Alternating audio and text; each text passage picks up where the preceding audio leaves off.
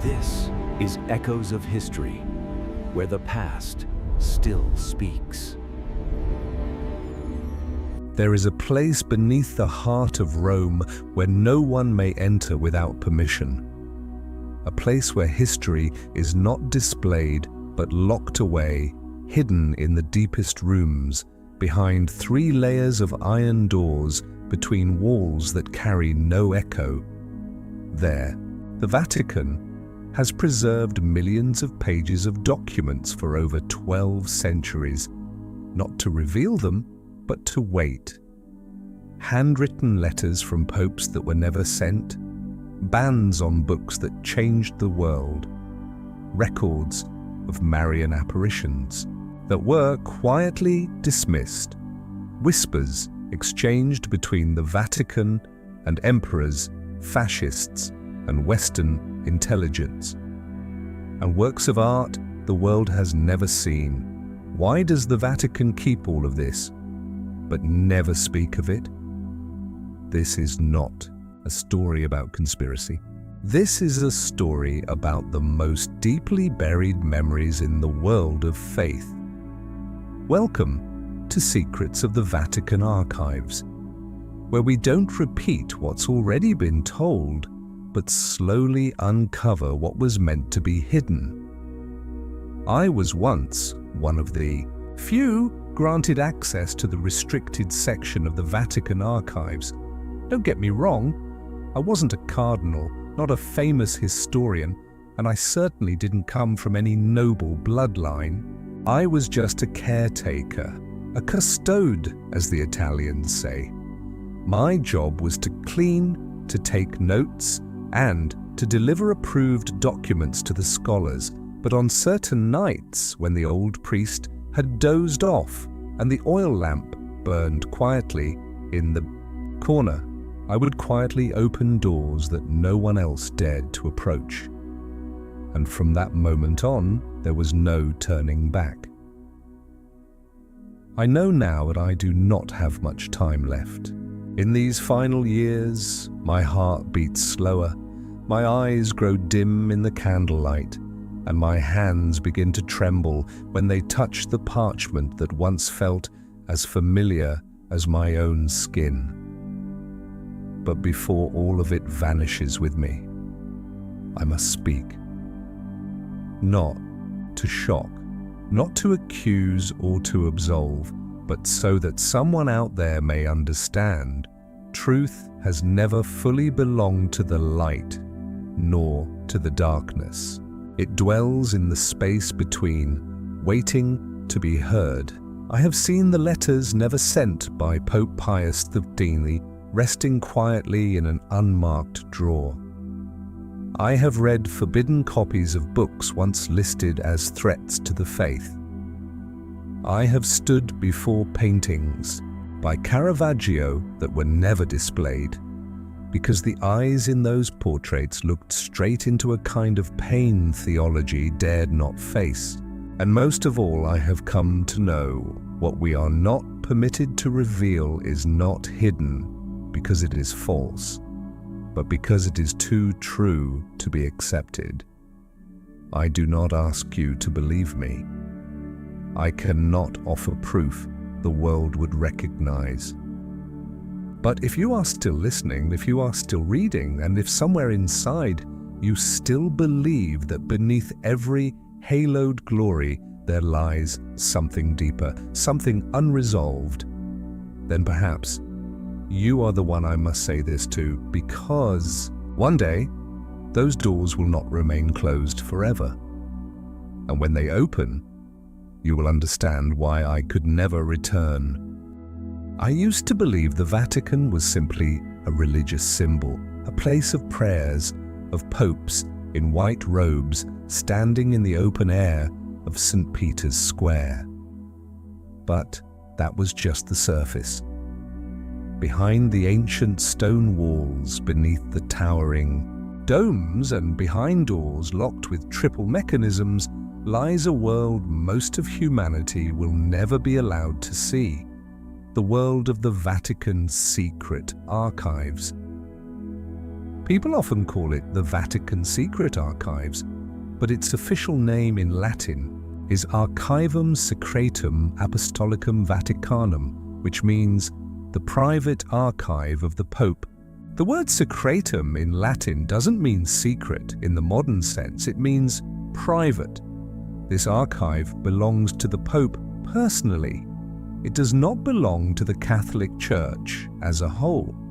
And yet, that very privacy is what has made this place the subject of so many theories, from political investigations to the search for lost legends. The archive spans roughly 85 kilometers of shelving with over 35,000 catalogued entries, covering events from the 8th century to the present, but only a small portion is accessible to scholars. The most sensitive, classified or unreleased documents remain sealed deep within the inner vaults, and it is there that some of the most pivotal and controversial moments in the history of European Christianity are preserved. Among the preserved items is a copy of the letter Galileo Galilei sent to the Church in 1613, in which he tried to argue that his views on astronomy did not contradict the Bible. However, in 1616, the Church declared heliocentrism heretical and banned its teaching. In 1633, Galileo was tried by the Inquisition, a tribunal whose activities are also recorded deep within these archives. One of the most searched collections relates to the trial of the Knights Templar in the 14th century. For hundreds of years, it was believed that the Vatican had destroyed all records of the trial. But in 2001, an Italian scholar named Barbara Fraile discovered a copy of the Pergamentum Shinum, a document revealing that Pope Clement V had secretly absolved the Templars. This finding directly contradicted the long-held belief that the Church had agreed to their destruction. It raised a haunting question. Why was that truth hidden for more than 700 years? Then there are documents about the Vatican's relationships with authoritarian regimes in the 20th century, especially Nazi Germany. The archives contain hundreds of letters exchanged between the Vatican and Hitler's regime, along with reports sent from German bishops to the Holy See. These materials suggest the Vatican had early knowledge of the mass killings of Jews, but their response was deeply complicated, shaped by faith, political calculation, and fear of persecution. In 2020, after decades of controversy, the Vatican finally opened part of the archive related to Pope Pius XIII, who led the Church from 1939 to 1958 during the years of World War II. This was a groundbreaking moment for historians, as Pius XIII had long been accused of remaining silent during the Holocaust. The newly released documents revealed a more complex picture. He was not entirely silent, but chose to act quietly behind the scenes to save lives, a strategy that still sparks debate over its morality and effectiveness. But the archives are not limited to religious affairs. They also contain handwritten letters by Michelangelo, sketches by Bernini, a farewell note from Mary, Queen of Scots, before her execution, and even a letter from a Native American chief to the Pope in the 19th century. The Vatican archives are like a gateway connecting all of history, from the bloodshed of the Crusades to the revolutions of science, from theological schisms to modern political intrigue. Despite holding such a treasure of history, access to the archive is strictly limited. Each year, only around 60 to 80 scholars are allowed to study on site. They must apply, specify their research topic, and follow strict rules. No photographs, no photocopies, and no documents may leave the room. Most importantly, no one is allowed unrestricted access. The most sensitive areas remain sealed. I'm not trying to draw conclusions. I don't claim to know all the truth, But I believe that when you stand before the endless shelves with centuries-old dust resting on trembling handwritten lines from the 10th century, you begin to understand why the Vatican guards this place so carefully. Some truths are too vast to be exposed. Some stories once told would force us to question the very foundations of our civilization and our faith. If there were a single document that could illustrate the sensitivity and power held within the Vatican archives, it would likely be the records of Christianity's Great Divide, the schism between Catholicism and Protestantism. Few people know that in the early days of the Reformation, secret exchanges between Martin Luther and certain Vatican representatives were carefully recorded. These handwritten notes, written in slanted brown ink, once moved a Dutch scholar to tears, not because of religious disagreement, but because the documents revealed that both sides had once tried to prevent the split, only to be driven apart by pride and power. As early as the 1530s, the Vatican quietly dispatched envoys to the German principalities to negotiate with the reformist factions. Among the documents are statements by Bishop Girolamo Aleandro, a theologian and diplomat, who once proposed rare theological concessions to preserve the unity of the Church. But when Luther's responses arrived, cautious yet firm, the Church turned away, and history took an irreversible path. These materials are kept in a sealed dossier, accessible only to those with advanced research credentials and a clearly justified purpose. Another subject that once sent a chill down my spine was the record of the Inquisition. The Vatican still holds thousands of indictments, interrogation transcripts, and death sentences from those accused of heresy between the 12th and 19th centuries.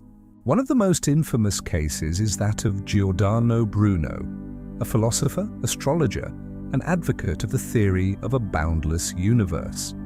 The documents on Bruno reveal not only his intellectual arguments, but also the inner conflict of the clergy who had to judge him. In one internal note, a cleric wrote, "If we spare him, doctrine will waver, but if we burn him, history will never forgive us." In the end, Bruno was executed in 1600 at Campo de' Fiori. The long silence that followed for centuries remains one of the clearest reflections of the enduring tension between faith and knowledge. The archives also contain a vast collection of records on the Vatican's interactions with secular empires, particularly Napoleon Bonaparte. When Napoleon invaded Italy, he ordered the most valuable Vatican documents to be shipped to Paris. Dozens of thousands of items were boxed, sealed, and carried across the Alps. Many never returned. What the Vatican did manage to reclaim after Napoleon's defeat is still specially classified. I once saw a handwritten note by Pope Pius VII describing the feeling of losing the soul of the Church as ancient texts were loaded onto French wagons. The document was written in charcoal ink with small, meticulous script, and at the bottom of the page was a single line: "We have been stripped bare." One of the most surprising revelations comes from diplomatic correspondence between the Vatican and Asian nations. Few people know that in the 17th century, the Vatican secretly exchanged letters with the Tokugawa shogunate of Japan, even while Christianity was banned there. The letters were sent through Portuguese missionaries, hidden in merchant ships and concealed inside small wooden statues to avoid detection. One letter from 1611, ordered by Tokugawa Ieyasu himself, stated clearly, "We do not accept a faith that divides families, but we respect the knowledge and loyalty your missionaries bring." The Vatican preserved that letter carefully as a quiet monument to the first and failed diplomatic contact with a closed Asian empire. And then there is a little-known section of the archive dedicated to maps and blueprints of lost churches, monasteries, fortresses, and catacombs, Among them are maps showing the locations of ancient dioceses that vanished due to war, plague, or political upheaval. One that still haunts me is the floor plan of Montségur Abbey, the site of a siege and mass burning in 1244 during the Crusade against the Cathars. On that map, there is a strange marking, an escape route that does not appear in any official records. No one knows if the last Cathars managed to flee, but the document remains neither confirmed nor denied, and like many other secrets in this archive, it stands as a reminder that history has never been a simple story. Deep within the most heavily guarded section of the archives, I remember one room in particular, a place that holds records categorized under political affiliations between the Vatican and global powers from the 19th century to the present day. The boxes are neatly arranged by country, each one a fragment of memory, a piece of truth untouched by the narratives found in official history. Most people know that the Vatican became an independent state in 1929 after the Lateran Treaty between Pope Pius V and Benito Mussolini. But few truly understand that before that, from 1870, when the Kingdom of Italy annexed the Papal States, the Vatican lived in a state of near isolation for almost 60 years. It was a nation without borders, existing within the heart of Rome. During that time, the popes refused to recognize the Italian government and never stepped beyond the Vatican walls. And it was in this tense period that the Church quietly built an elaborate network of secret communication with other nations, especially France, Austria, Spain, and the United States. One document from 1922 reveals that the Vatican once sent a confidential message to US President Warren G. Harding, offering to act as a mediator between America and divided Catholic nations in post-World War I Europe. This episode has never appeared in official history books because the Vatican had no legal status as a state at the time. Yet the memorandum still exists with a signature and seal intact. When I first touched it, the paper was brittle, the corners darkened with age, but the text was vivid, as if history itself was whispering in my ear. The World War II era brought an avalanche of sensitive material. Dozens of reports sent from local bishops to the Vatican clearly document the mass murder of Jews in Poland, Germany, and even France. One report, dated 1942 and sent from Krakow, was written by Cardinal Adam Sapieha, later the spiritual advisor to Pope John Paul II. He wrote, "If we do not speak, we will bear the guilt of complicity before God." Yet even such urgent pleas did not change the Vatican's calculated silence. Why did the Vatican delay its condemnation of genocide? Scholars have long debated whether it was a strategy to protect the Church and its followers in occupied territories. But one document I once read, handwritten by a member of the Papal Council, revealed a deeper complexity. It warned of the risk of losing control over the faithful if belief is pulled into the vortex of political ideology. In other words, the Vatican feared that taking sides might fracture the global Church itself. That silence lasted until the 1960s, when the Vatican began one of the most significant reforms in modern Church history, the Second Vatican Council.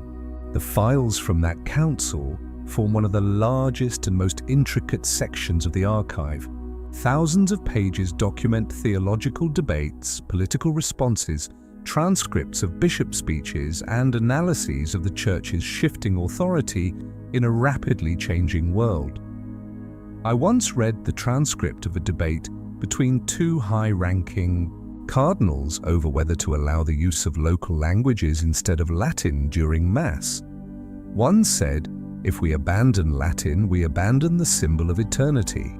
The other replied, "If we don't change, we abandon the people." The council was not just about language. It marked the Vatican's first real opening to dialogue with Jews, Buddhists, Muslims, and even atheists. The archive still holds an unpublished draft of a speech in which Pope Paul VI intended to issue a formal apology for the Vatican's silence during the Holocaust. In the end, the speech was replaced with a more neutral version. No one knows exactly why. Only a handwritten note in the margin remains.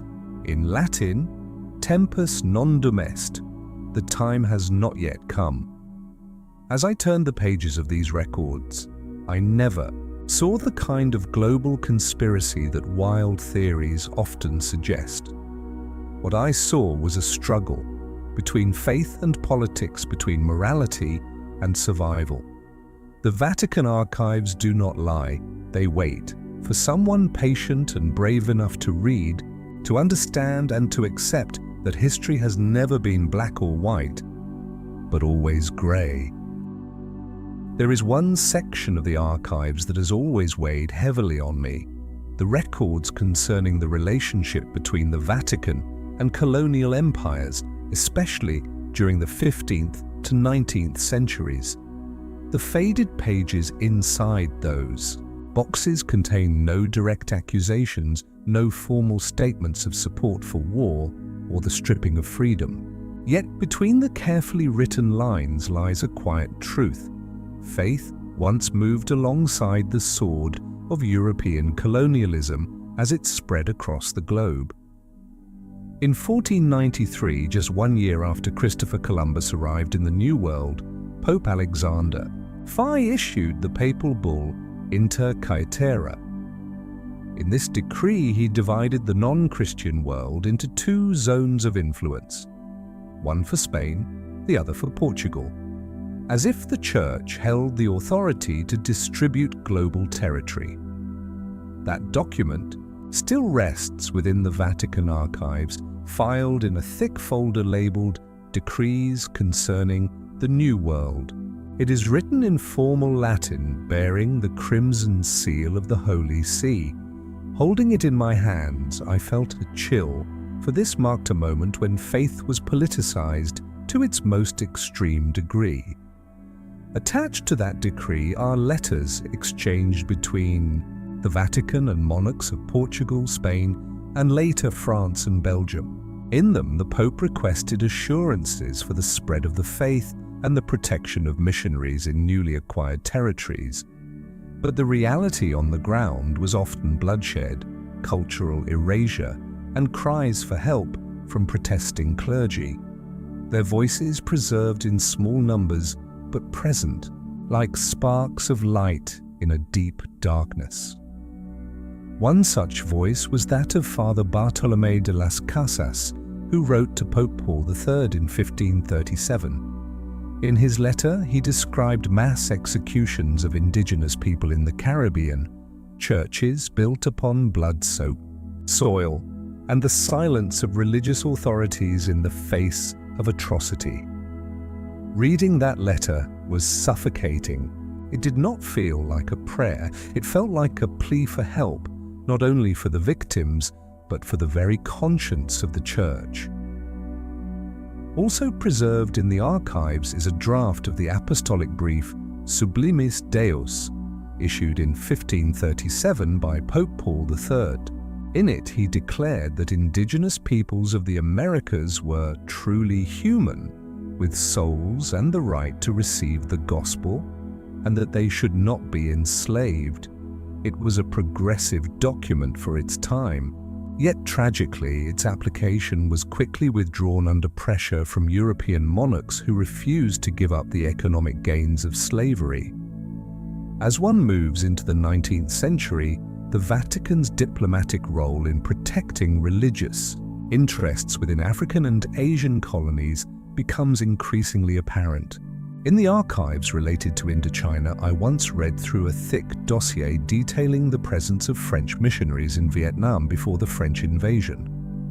There were letters sent back to Rome describing the pressures faced by Catholic converts under the Nguyen dynasty, But interwoven into those reports were phrases such as opportunity to expand influence and mediating role with Western merchants, lines that reveal how faith and secular power had begun to merge in ways that were difficult to separate.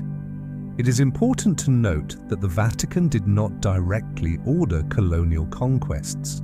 Yet, through the stamps of approval, the formal blessings and the moral legitimacy it extended, one can trace the Church's role in validating empires and in soothing the conscience of those who conquered. The Vatican archives also contain many records that reveal internal dissent. Not a few priests, monks, and bishops protested the abuse of religion for colonial purposes. One document from 1885 tells of a French bishop in the Congo who submitted a formal protest to the Vatican after witnessing hundreds of people have their hands cut off for failing to meet rubber quotas for King Leopold II's company. The Vatican's response was recorded in a single brief line: "We pray for them, but intervention is beyond reach." Perhaps that is why the Vatican archives are not just a repository of memory. They are also a mirror reflecting the fragile boundary between faith and politics, between righteousness and power. As I look at the cracked red wax seals, the signatures of popes, cardinals, kings, and merchants, I am reminded that history is never linear, and the Vatican, for all its sanctity, was once a participant in decisions that reshaped the course of human civilization. If you believe the Vatican's role in politics ended in the Middle Ages or during World War II, you might be surprised to learn that the archives continue to record significant moments of history well into the latter half of the 20th century. One of the most secure areas in the Vatican archives houses the diplomatic records of the Holy See's engagement with global powers during the Cold War, particularly in Eastern Europe, Latin America, and the Soviet Union. I remember vividly the first time I accessed the thick file on Poland in the 1970s, the period when the Solidarity movement began to emerge as a symbol of anti-communist resistance. Many people know that Pope John Paul II, the first Polish pope, supported this movement, but few realize that the Vatican, through covert channels, sent funds, printing equipment, and even intelligence to opposition groups. These actions are documented clearly in the internal reports. One memorandum sent from the Vatican Secretariat of State to the Apostolic Nuncio in Warsaw bears the handwritten note of Cardinal Casaroli. This is not only a defense of faith, this is a moment of survival. These documents reveal that the Vatican was not merely a passive observer, but a sophisticated political actor, using soft power to influence major shifts in the global order. Poland was not the only focus. The Vatican also intervened deeply in Latin America. In one confidential file concerning Argentina during the years 1976 to 1983, the period of the Dirty War, I came across troubling reports, pleas from local bishops, lists of kidnapped priests, and the Vatican's conflicted responses. 1. Telegram from Buenos Aires referenced Father Carlos Mujica, who was assassinated for supporting the poor and opposing military violence. But the Vatican's reply simply stated, "We cannot publicly take sides in an internal conflict." That sentence stayed with me for a long time, not because it was entirely wrong, but because it reflected the Vatican's traditional strategy: to act quietly, remain publicly neutral, yet offer discreet support to the side it believed was just. In Chile, during the rule of Augusto Pinochet, the archives show periods of silence and moments of indirect pressure. A fully recorded private meeting between Cardinal Angelo Sodano and Chilean military leaders includes a message expressing concern that the Church is being perceived as a refuge for enemies of the regime. At the same time, records confirm that the Vatican protected priests who were sheltering political fugitives, not by public decree, but through internal memos requesting the reinstatement of dismissed bishops sympathetic to the opposition. The Cold War also brought complex dynamics to the Vatican's relationship with the Soviet Union. Though Catholicism was heavily persecuted in Soviet territories, the Vatican maintained discreet communication channels. A typed report dated March 12, 1962, details a confidential meeting between an unofficial Vatican envoy and a representative of Khrushchev's government in Vienna. The conversation was not explosive. They discussed religious freedom and clerical safety. But the fact that the meeting occurred sent a clear message. The Vatican was willing to talk if it could save lives and preserve faith. It is important to note that the Vatican did not always stand on the side of justice, at least not in the way the outside world often hopes. In the case of Spain under Franco, the Vatican maintained diplomatic relations with the dictatorship for decades. Some scholars call this a compromise with authoritarianism to protect the faithful. Letters preserved in the archives show that bishops could disagree but ultimately followed orders from above. For a long time, I thought the Vatican archives would be filled with mystical secrets, ancient scriptures, or lost relics. But after years of study, I've come to understand this. The most shocking discoveries are not things beyond history, but truths that are all too real, too political, too close to what still surrounds us today. Truths many would rather not confront. The Vatican is not a supernatural force. It is a political religious entity operating with logic, strategy, and careful calculation. And its archives, not the stained glass windows or the holy statues, are the place where this complex reality is laid bare in its most honest form. Of all the rooms I have ever entered inside the Vatican archives, none has left me as silent as the one marked P12 Pius XII. That name tied to the Pope who reigned from 1939 to 1958, a period that aligned almost entirely with World E. War II and the post-war era remains at the center of one of the most enduring debates in modern history. Did the Vatican do enough, say enough, or remain silent for too long in the face of the 20th century's most brutal genocide?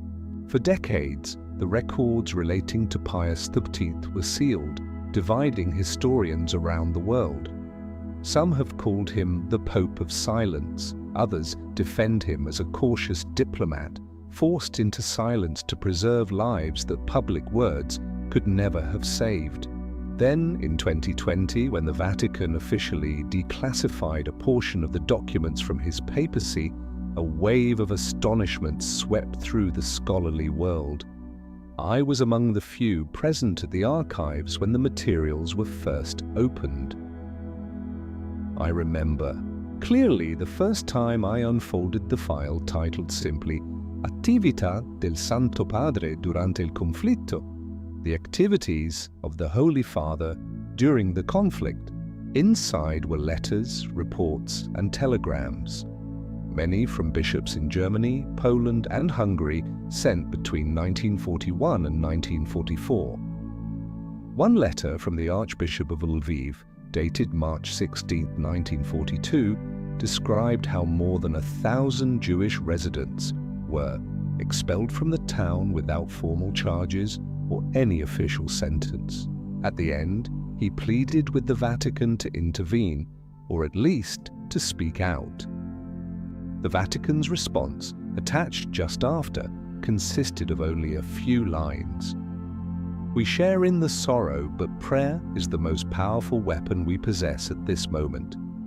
It was not a refusal to help, but clearly it was not an action strong enough to stop what was unfolding.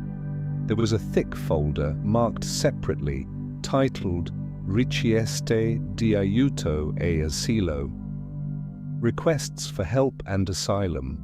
Inside were hundreds of personal appeals from Jews, priests, scholars, and even artists writing directly to the Holy See for protection. Some were assisted, hidden in convents, aided by nuns, or given forged documents identifying them as Catholics to escape detection by German forces, but others received no reply.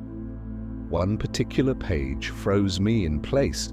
It was a handwritten list of 44 names. Beside each name were their addresses, religions, ages, and a note, sheltered at the Santa Brigida convent. The document was dated October 10, 1943, just 3 days after German forces began rounding up Jews in Rome.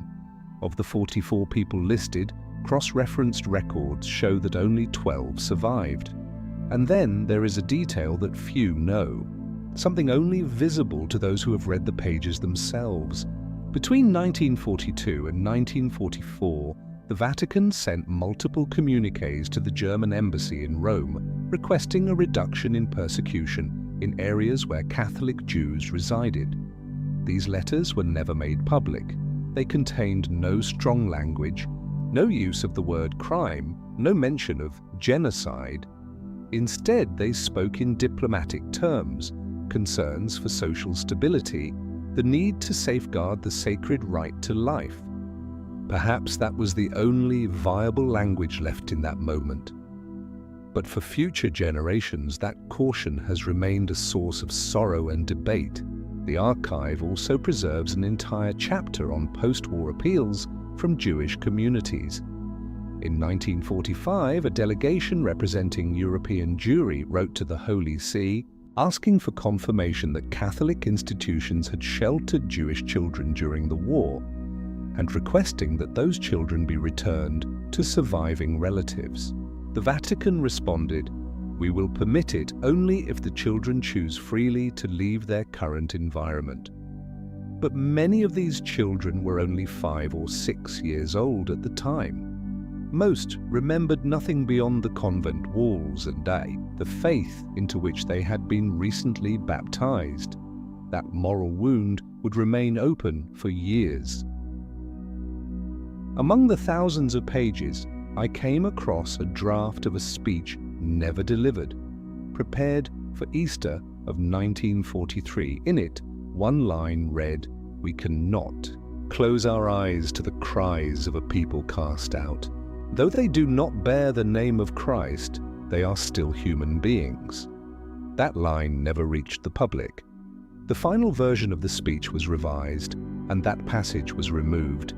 No explanation was provided, only a red stamp remained.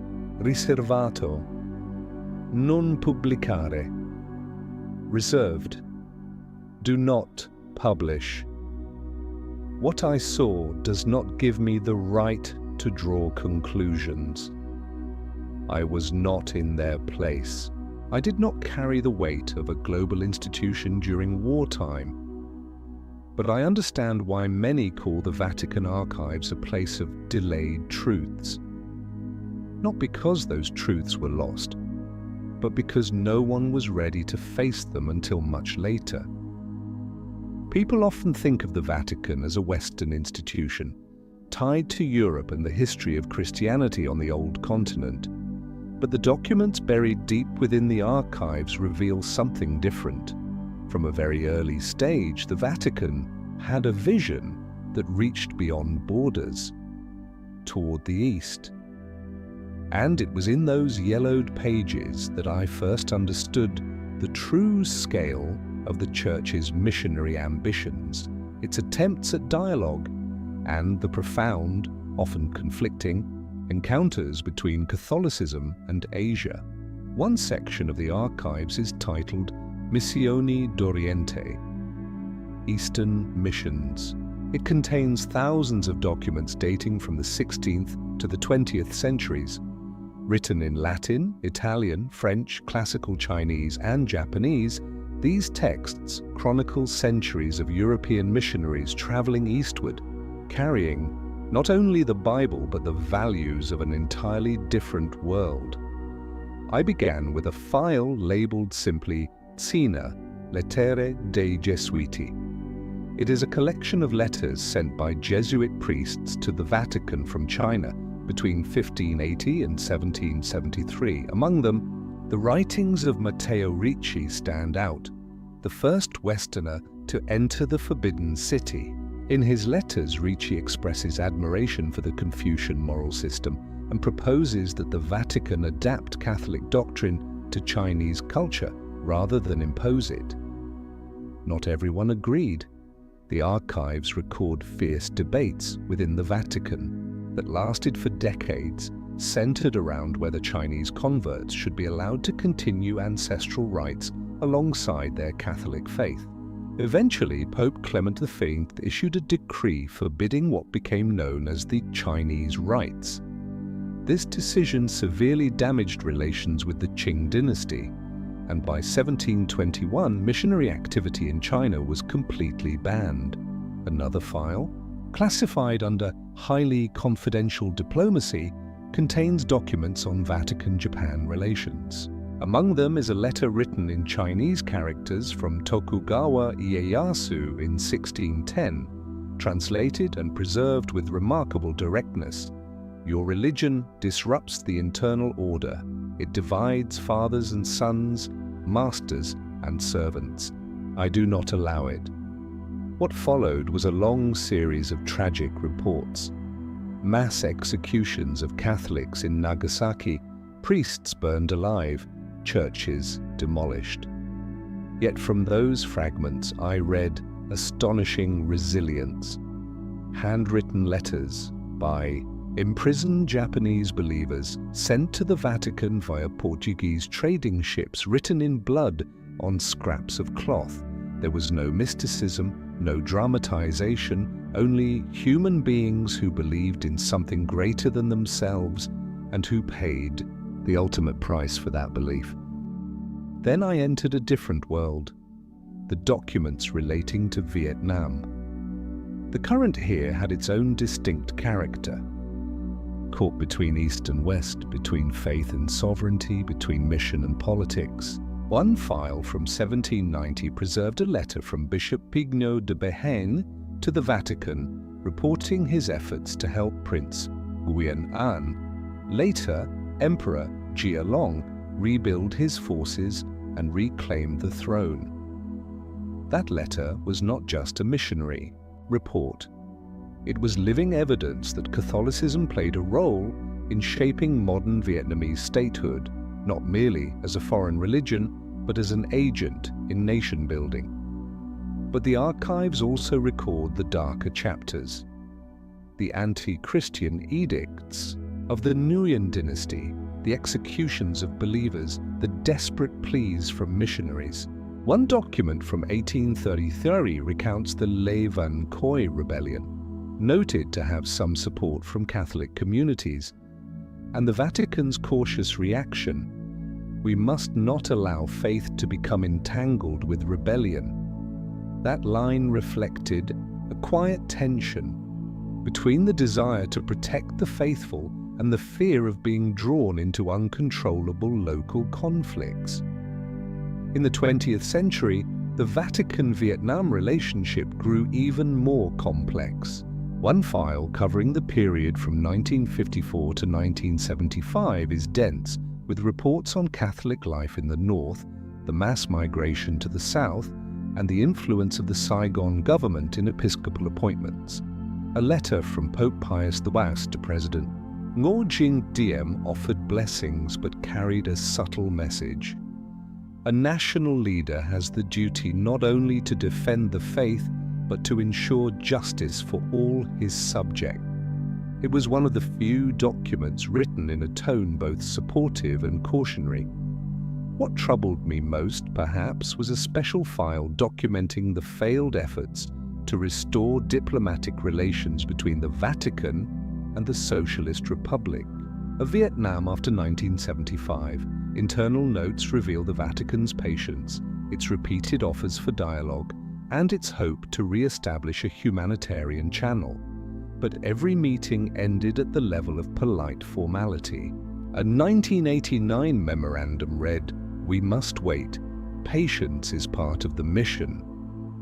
Even in the pages that remained silent, I could feel the weight of history.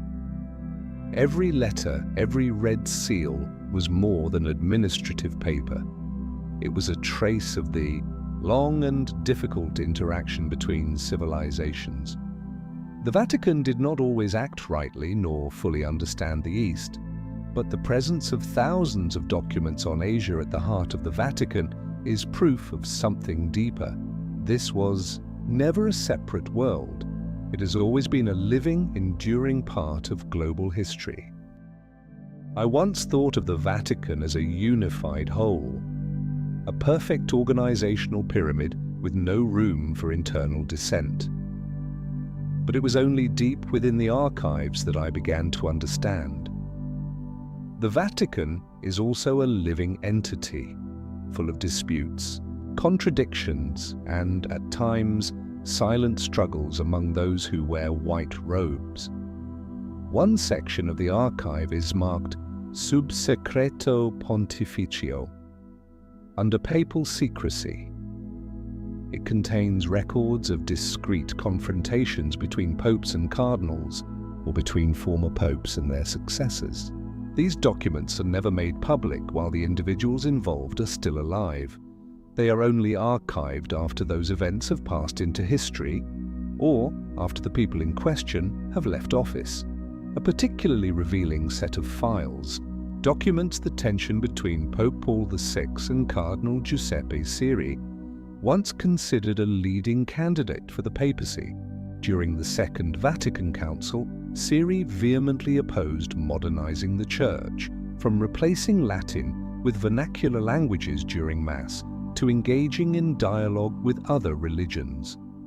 Internal records show that he wrote privately to Paul, denouncing what he saw as the dismantling of the sacred.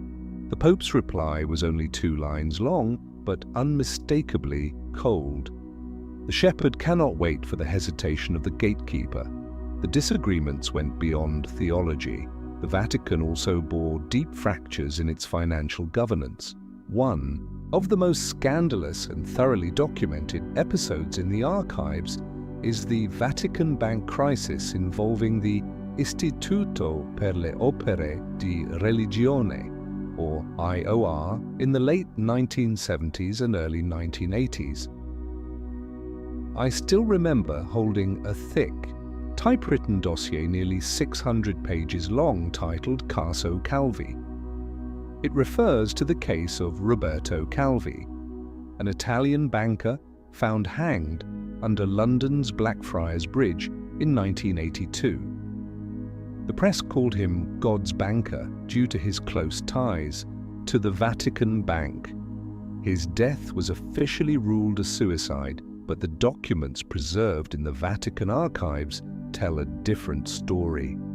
Inside were bank statements, letters between the IOR and Banco Ambrosiano, records of suspicious loans, and lists of accounts held by front organizations in Panama. A handwritten memo from a bishop voiced a grave concern. "We are using sacred assets for activities dangerously close to sin." But the warning was ignored. The files also document internal efforts to reorganize records to prevent legal investigation by Italian authorities. At least 3 documents were labeled da distruggere dopo lettura, to be destroyed after reading. For reasons unknown, they were never destroyed. Equally sensitive is the file on VatiLeaks, the 2T12 scandal involving leaked Vatican documents. Many still remember the name Paolo Gabriele, the personal butler of Pope Benedict XV, who copied and smuggled out numerous confidential files. In the archives, a dedicated box preserves the full timeline of the incident, from the internal investigation to Gabriele's handwritten confession. In it, he wrote, "I did not betray the Holy Father. I only wanted the Church to know what was happening behind closed doors. The leaked documents revealed severe internal divisions within the Roman Curia, factions, rival interest groups, and power struggles over influence. Many of the papers exposed financial favoritism, corruption in ecclesiastical appointments, and efforts to suppress scandals involving ethics and criminal behavior. Every line was a fracture in public trust. The fact that the Vatican chose to prosecute Gabriele in an open court was a rare sign that the wall of silence had begun to crack. Once asked a priest who managed the archives, "Why does the Vatican preserve documents that could harm its own reputation?" He smiled, then replied with a sentence I've never forgotten: "Because the truth does not belong to us. It only passes through us." The Vatican archives do not attempt to erase the past. They preserve it, sometimes in silence, sometimes in sorrow, as an unspoken act of accountability. And that, more than any statue of a saint, is what makes this place deeply human. A space where power, faith, and failure are recorded in ink, not in water. There is something few people know. Not every meeting between a head of state and the Pope is publicly announced. To the outside world, the press releases only a few photographs of handshakes and a diplomatic statement about mutual understanding, cooperation, and peace. But in the Vatican archives, I found handwritten records of what was truly said behind closed doors.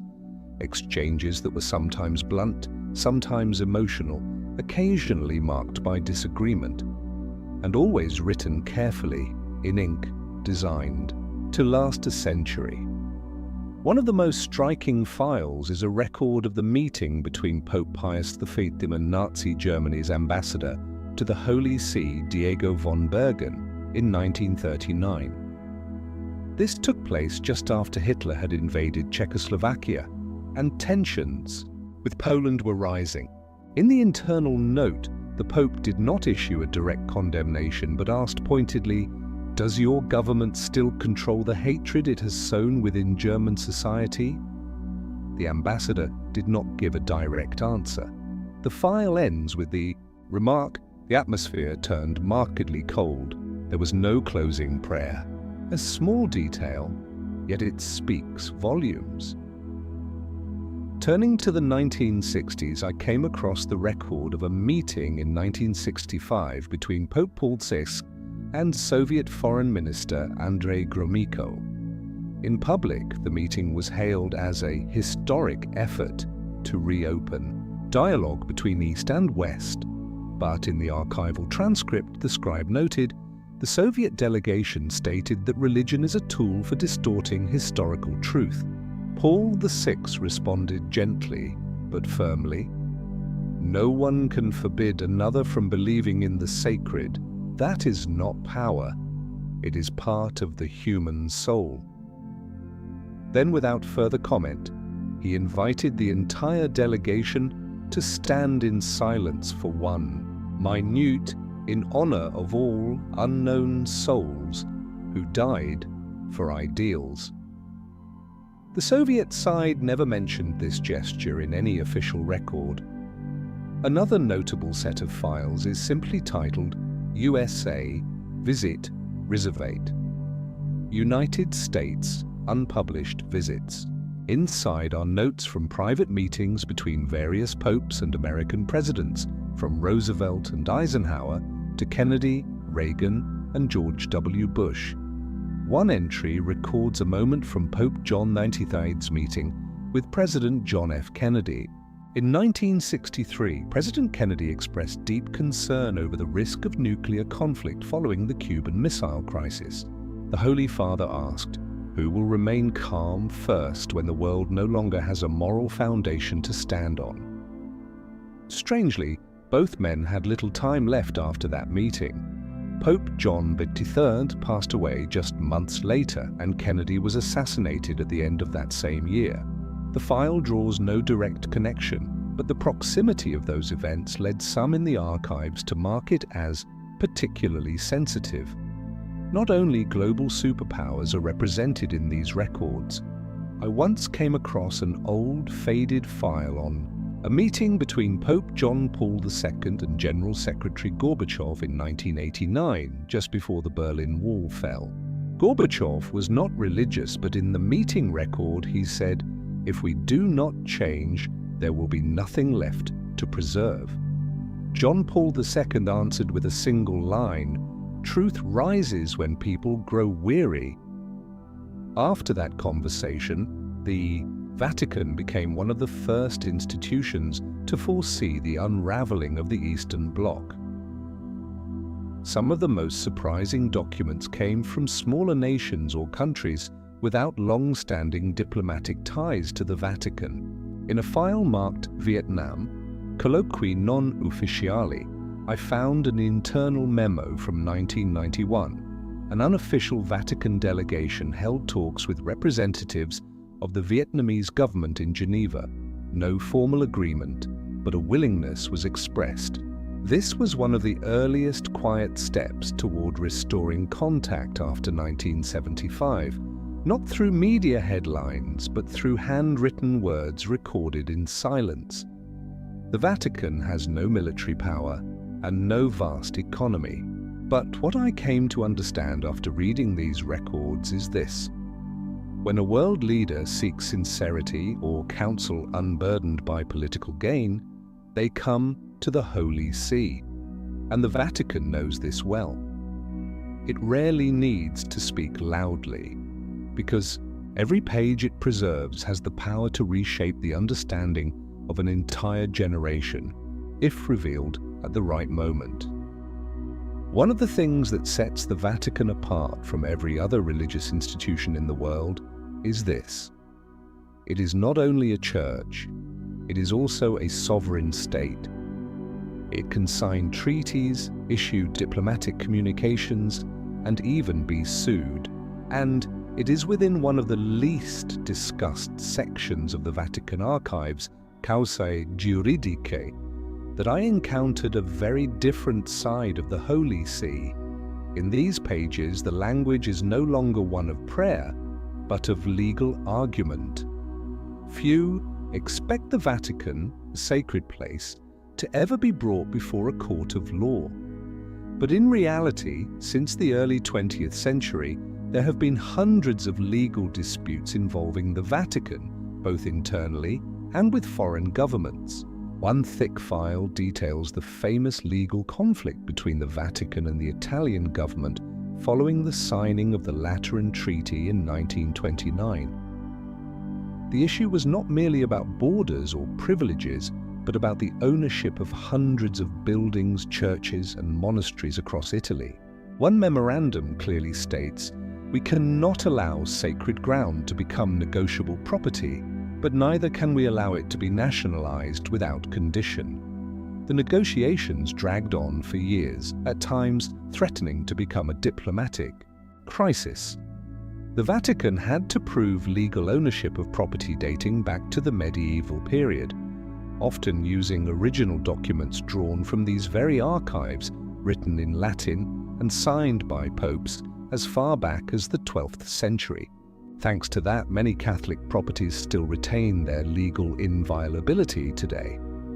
But perhaps the most painful, deeply unsettling documents are those relating to cases of sexual abuse within the Church, which erupted into global public view in the early 2000s. Filed under a sensitive category marked Casi Disciplinari Riservati, confidential disciplinary cases, I read documents no seminary had ever taught me to expect. One file details an internal investigation from 1962 in a North American diocese. The victim was a minor. The perpetrator was a priest who had already been reported multiple times. But in the memo, the directive from above was clear. Transfer this individual to another parish. Do not make the matter public. Avoid scandal. For the community, no warning was issued to the next congregation. Years later, the same offense occurred again. This was not an isolated case. Similar files appear from Ireland, Germany, Argentina, the Philippines, some of which were never covered by the media. Letters from victims reached the Vatican, sometimes handwritten with trembling script. "I don't know who else will listen. Please don't pretend nothing happened." Some received no reply. Others were labeled for internal review. The Vatican has never denied that abuse occurred, but it approached the issue as an institutional crisis, not simply as a matter of individual crime. Since 2001, the Holy See has implemented stricter disciplinary procedures, and many files document that gradual shift. Yet what silenced me was the agonizing slowness of change. In a 2010 report, one bishop acknowledged, "We were so afraid of scandal that we forgot who it was we were supposed to protect." Beyond abuse cases, the Vatican has also faced numerous international lawsuits over disputed assets, particularly in the aftermath of World War II. One file from 1997 documents a case brought by descendants of Jewish families alleging that the Church held gold and valuables looted by the Nazis. The Vatican denied responsibility, but the file remains archived under unresolved claims. Another highly sensitive case involves the Vatican museums, which house tens of thousands of artifacts from across the globe, including items originating in countries once under colonial rule. In one petition from Peru, the government requested the return of a ceremonial Incan mask. The Vatican responded with a formal statement. This artifact is a record of history. It carries no ownership value, but belongs to the memory of humankind. The matter was left unresolved, like so many others. The archive never offers conclusions, it only preserves evidence. But as you read through hundreds of legal briefs, lawsuits, pleas, and carefully worded replies, you come to understand the Vatican is not removed from the world. It is drawn into it, layer by layer, by the very nature of being human. And when humans err, even in white robes, the paper records remain, impartial, emotionless, but impossible to deny. There is a section within the Vatican archives that even many Catholic scholars have never accessed, not because it is the most heavily guarded, but because it demands a very particular kind of knowledge: Koine Greek, ancient Hebrew, and the Latin of the early Church. This place is informally known as the First Manuscripts Room, a chamber that holds the foundational texts of Christian belief. Ancient Bibles, the earliest translations, and even the writings that were excluded during the formation of the scripture we know today. The first time I entered that section, I hardly dared to breathe, not out of fear, but from a sense of reverence. Standing amidst millennia of handwriting inscribed by hand on animal parchment, with ink made from ash, roots, and the tears of those who believed their words were divine in origin. Tucked inside, a worn wooden drawer was a copy of the Codex Vaticanus, one of the oldest surviving Greek Bibles dating back to the 4th century. Its text is not identical to the printed Bibles we know today. Some passages are missing, others differ in wording, and remarkably, there are entire sections of narrative that no longer appear in the modern canon. A striking example is the ending of the Gospel of Mark. Modern versions typically conclude with Jesus appearing to his disciples after the resurrection. But in the Codex Vaticanus, that conclusion is absent. The text ends abruptly with the words, "and they were afraid." This has long stirred scholarly debate. Is the widely known ending a later addition? And the Codex is not alone in a Small metal cabinet with 3 locks, I once saw a folder labeled Evangelia Apocrypha, the apocryphal Gospels that were excluded from official scripture. Among them were the Gospels of Thomas, Mary Magdalene, and Philip, writings rediscovered at Nag Hammadi, Egypt, in 1945, though the Vatican had copies long before. The Gospel of Thomas, for instance, consists of 114 sayings attributed to Jesus, but arranged without narrative structure. One saying reads, "The kingdom of God is within you and all around you." If those words truly came from Christ, they raise deep theological questions about the necessity of the Church as an intermediary between humanity and the divine. Perhaps for this reason, such texts were never canonized. Even more controversial is the Acta Pilati, the Acts of Pilate. This document presents the Roman governor's supposed defense after ordering Jesus' crucifixion. In it, Pilate describes Christ as a man unlike any who ever lived, whose eyes shone like fire and whose words flowed like living water.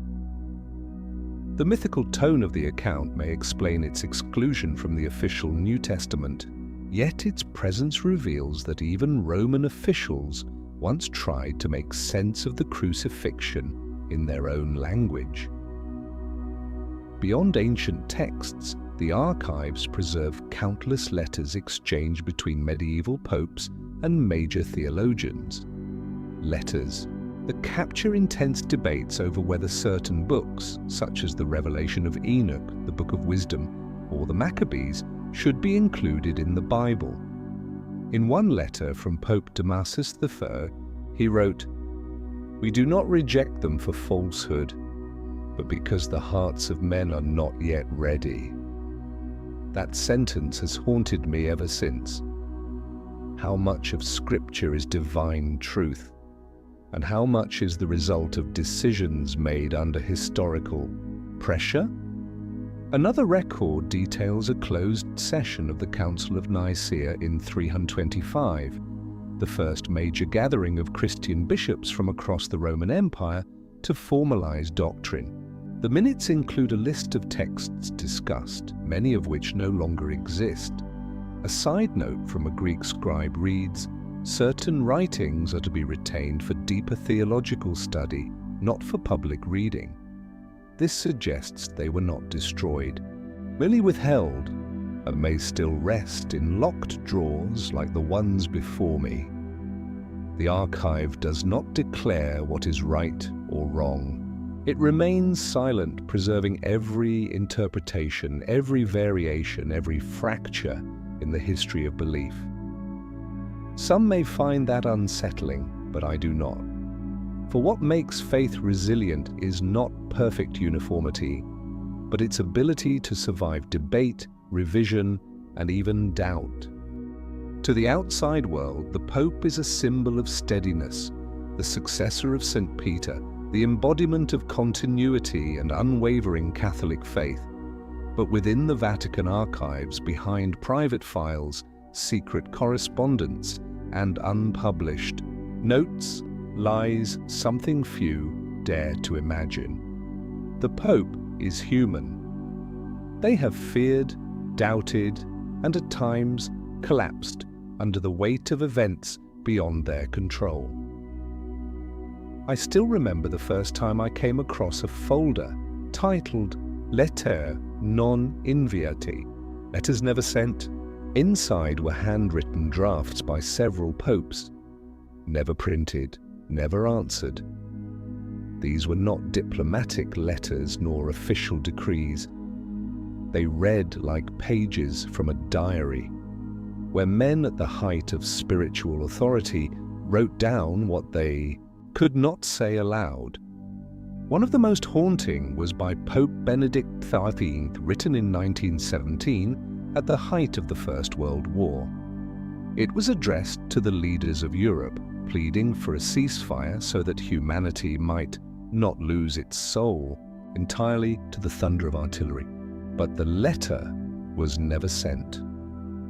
A note in the margin written by the Cardinal Secretary of State at the time read, "No one will listen, and if they do not listen, your holiness will appear weak." The letter was folded and shelved, forgotten, until I stumbled upon it more than a century later. Another file marked "Reserve per Conclave." Reserved for conclave contained materials written by some popes for their successors. These documents were never made public, only intended for reading by the College of Cardinals during the papal election. One such memorandum, 12 pages long, was penned by Pope Pius V in 1938, just as the Nazis were consolidating power and anti-Jewish laws were spreading. In that memorandum, the Pope expressed deep concern that parts of the German Church had begun to silently cooperate with the fascist regime. He warned, if we remain silent, history will not speak of our wisdom, it will speak of our complicity. That document was never read. Pius V died shortly before he could issue a public encyclical condemning anti-Semitism. The memorandum remained in the archive, sealed and silent. One file left me standing motionless for a long time. It held records about Pope John Paul I, who served only 33 days before his sudden death. Many conspiracy theories have swirled around that event, but in the archives there was no intrigue, only the cold truth of internal memos showing that the Pope had been preparing a sweeping reform of the Vatican's financial administration, including changes to the Vatican Bank and a review of secret accounts linked to Italian financial institutions. In one of his handwritten notes, he wrote, "The Church cannot preach purity if it is not transparent itself." That line was underlined 3 times, but he never had the chance to act. And in a meeting record held shortly after his death, one cardinal wrote, "We must continue the mission, but we must not touch the structural foundations." That sentence has echoed in my mind ever since. Even beloved popes like John Paul II and Francis have left behind handwritten letters heavy with emotion. One unpublished draft by John Paul II, written during the height of the abuse scandal, shows clear inner conflict. "I do not know if I have done enough. Every night I pray not only for forgiveness from God, but from the victims I have never met." His handwriting was simple, but the words were weighty, like the papal tiara he wore for over 2 decades. Pope Francis, known for his closeness and reformist spirit, also has letters never made public. One was addressed to a cardinal convicted of abuse, in which he wrote, "The sin of an individual does not destroy the Church, but the covering up does." An attached memo revealed that fierce internal debate continues within the Vatican over the boundaries of forgiveness and transparency in the modern age. The Vatican archives never speak aloud, but its pages, yellowed, trembling, and never seen by the public, carry what no press release could ever convey. That beneath the glow of authority, the chair of Peter is also a solitary journey, and even the head of the Church has sleepless nights, just like any other soul in the world. When people speak of the Vatican, they think of churches, rituals, and faith, but few think of telegrams, or intelligence reports, or financial contracts with foreign banks. And yet it is precisely these seemingly secular elements that occupy a considerable part of the deepest layers of the Vatican archives, where the Holy See's unofficial ties with worldly powers have been recorded, line by line. One of the first folders that left me stunned bore the title Contatti Riservati, Intelligence. It contains documents detailing secret communications between the Vatican and Western intelligence agencies during the Cold War. particularly with the CIA and MI6. In one memo dated June 17, 1953, just weeks after the coup in Iran, a CIA representative in Rome met with a Vatican cardinal to discuss anti-communist developments in the Middle East. The report was brief. The Holy See is morally supportive, will not intervene directly, but is willing to encourage local churches to promote democratic values in opposition to atheism. No formal agreement was signed, but the message was clear. The Vatican was not merely observing the world, it had the moral stature to influence the flow of ideologies, especially through faith. Another memo from 1979 records a secret meeting between a CIA operative and Vatican officials shortly before Pope John Paul II's visit to his homeland in Poland. The CIA expressed particular interest in whether the Polish Pope could inspire the Solidarity movement. The Vatican made no promises, but the memo noted, "We are aware of our role, but the gospel is not a strategic tool." A diplomatic response, neither agreeing nor denying, yet leaving room for silent action. Another set of files labeled Relazioni Riservate Israele, documents clandestine contacts between the Vatican and Mossad, Israel's intelligence agency. The correspondence includes Vatican requests for the protection of Christian holy sites in Jerusalem amid escalating tensions between Jews and Palestinians. A Mossad report sent back to the Vatican stated, "We do not care about the religion of the person standing in a sanctuary so long as they are not hiding weapons." The Vatican's reply was terse but telling. "We do not hide weapons. We preserve memory." The next layer I encountered had nothing to do with espionage, but with finance. A folder titled Banca e Potere, Banking and Power, chronicled the Vatican's relationships with numerous international financial institutions, including Banco Ambrosiano, UBS of Switzerland, and financial entities in Panama. The kit files contain wire transfer records and investments in real estate across London, Paris, and even resort properties in South America. An internal report from 1985 notes, "A portion of investment returns will be redirected to the charitable funds of the Holy See. No public disclosure required." The concern was not that the Vatican was investing, but that it used shell companies to avoid scrutiny. Some accounts were listed under the names of pastoral foundations, but managed by financial directors of private banks. There were no signs of abuse, but the structure was so opaque that tracing funds was nearly impossible.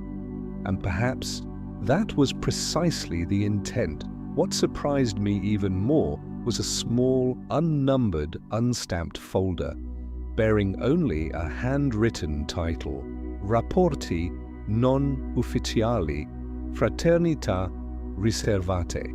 This was a record of confidential encounters between high-ranking Vatican officials and representatives of Western secret societies, including the Freemasons, a group long condemned by the Catholic Church.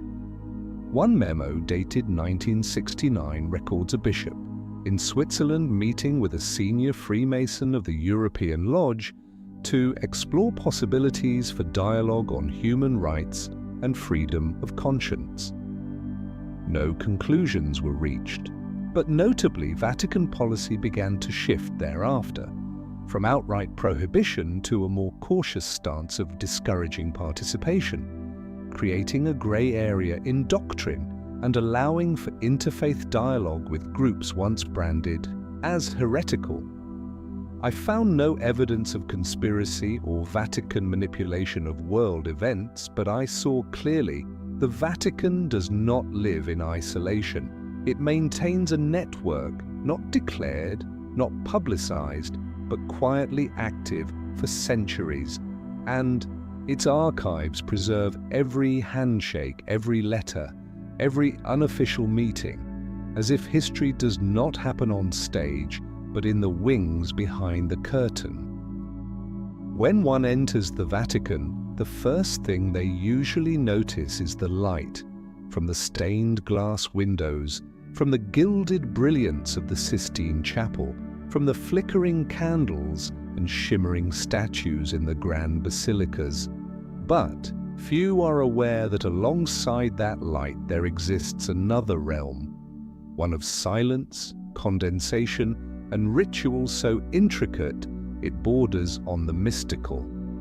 And in the Vatican archives, what unsettled me most wasn't political documentation, but the rituals themselves. These are manuscripts that have never left the stone walls, read aloud only once, then locked away behind drawers with 3 brass latches.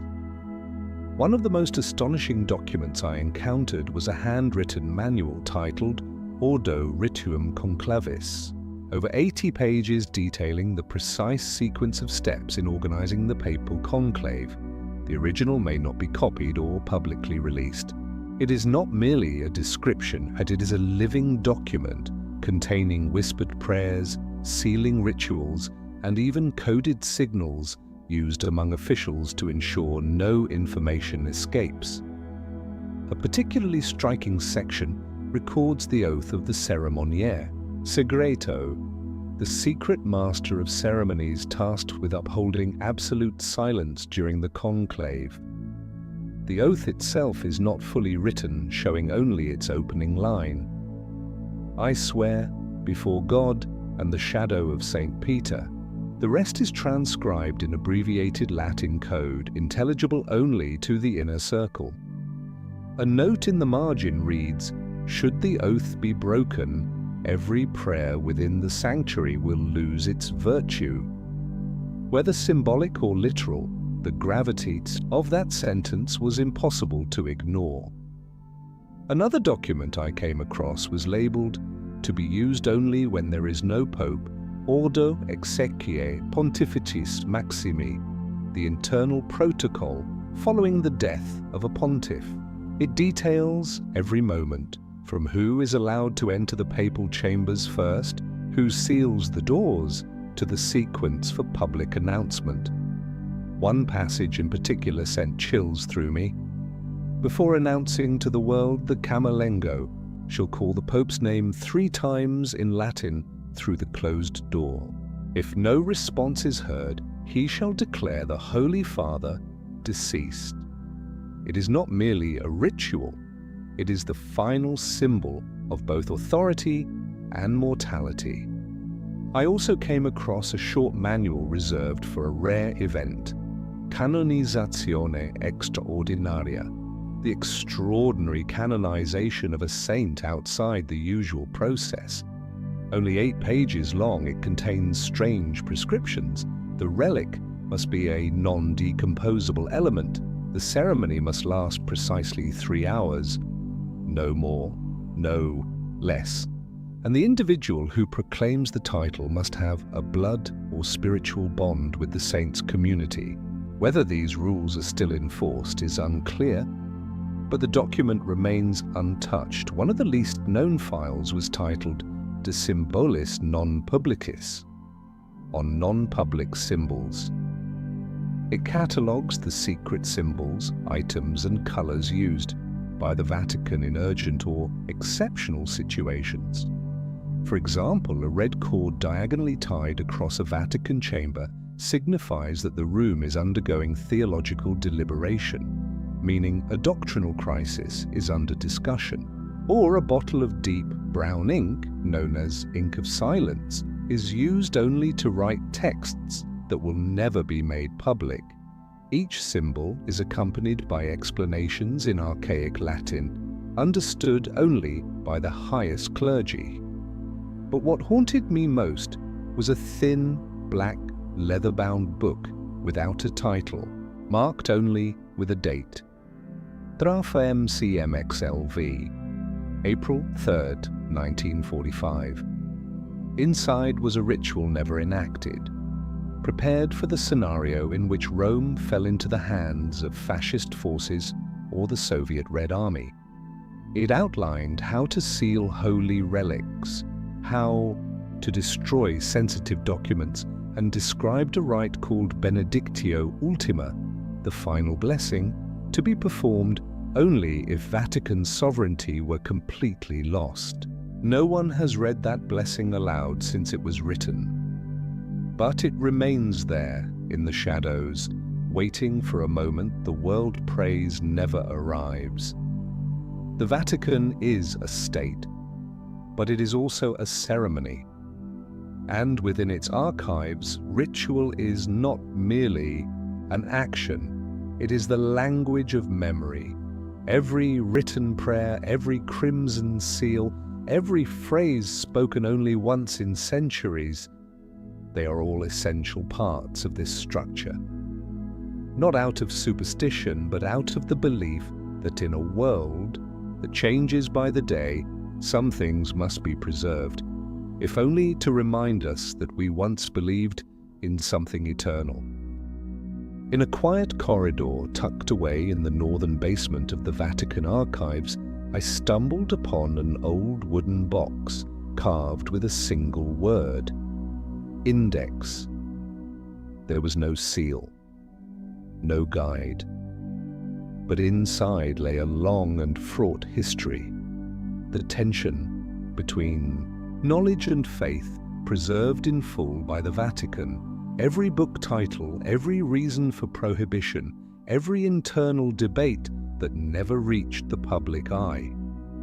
The Index Librorum Prohibitorum, or List of Prohibited Books, was officially established in 1559 by Pope Paul IV at the height of the Counter-Reformation. It became the most powerful instrument of censorship the Holy See ever wielded for over 4 centuries. But what lies preserved in the archives is not just a list, it is the process, the deliberations, the heated arguments, and, at times, the deep contradictions among theologians, clergy, and even the popes themselves. In my hands, I held a yellowed, typewritten record from 1907, the minutes of a meeting of the Congregatio Pro Doctrina Fidei, the office charged with safeguarding doctrine. In it, members debated whether to add historian Ernst Renan's Vie de Jésus, the life of Jesus, to the index. Some argued Renan blasphemed by portraying Jesus as a mere historical figure, not divine. But one bishop opposed the ban, saying, "If we forbid him, we acknowledge his influence." The book was ultimately banned, but the argument remains preserved, revealing how censorship within the Church was not always unanimous, but often a struggle between the defense of faith and the demands of the modern age. Another file, nearly 300 pages long, was labeled with a single line: Galileo Galilei Aggiornamenti. It contains every document tied to Galileo's trial, not only the sentence but also handwritten pleas for leniency, notes from bishops who opposed his condemnation, and letters from later generations, including Pope John Paul II's formal acknowledgement of the Church's mistake in 1992. One record from 1633 reads, "We do not condemn science. We condemn the arrogance that seeks to rise above revelation." That sentence still echoes, especially today, as scientific theories once deemed dangerous, evolution, the Big Bang, are now accepted by the Vatican as not incompatible with faith. Beyond books, the Church once maintained a specific body focused on art and media, which I later discovered had its own file titled Cinema e Fede. This section contains evaluations of films screened in Catholic countries from the 1920s through the 1980s. Some entries were unusual. A review of Fellini's La Dolce Vita noted, "excessively secular," but accurately portrays the emptiness of a world without God. The conclusion: banned from Catholic schools but not publicly condemned, because a loud ban would only increase its appeal. Another folder records the Church's response to philosophical or allegorical literature. It includes a discussion of George Orwell's 1984, which some suspected of critiquing religious totalitarianism, but internal documents concluded this is a condemnation of secular totalitarianism, no response necessary. It reveals that Vatican censors were often subtle analysts, not reactionary, but selective in their battles. Perhaps the most intriguing file was marked internal circulation only, do not reproduce, detailing the Vatican's internal review of the Da Vinci Code by Dan Brown. Though many clergy denounced the book in public, internal reports stated its impact lies in exploiting the public's ignorance of religious rituals and symbols. The best response is not condemnation, but education. Rather than banning the book, the Vatican responded with a series of counter-publications, a strategic shift from censorship to engagement. The index was officially abolished in 1966, but the files remain. Quiet, untouched, lined up on Vatican shelves like a reminder the greatest power lies not in prohibition, but in shaping how and when people receive an idea. And for centuries, the Vatican has not merely safeguarded the faith, it has shaped the threshold of knowledge, deciding how far it should open, when, and to whom. When I stepped into the section labeled Cruciata, an uncanny silence fell over everything around me. Gone were the 20th century maps, the diplomatic telegrams, the polished dossiers between envoys. What remained were parchment scrolls, black ink, and red wax seals once pressed between the fingers of the most powerful men in Europe.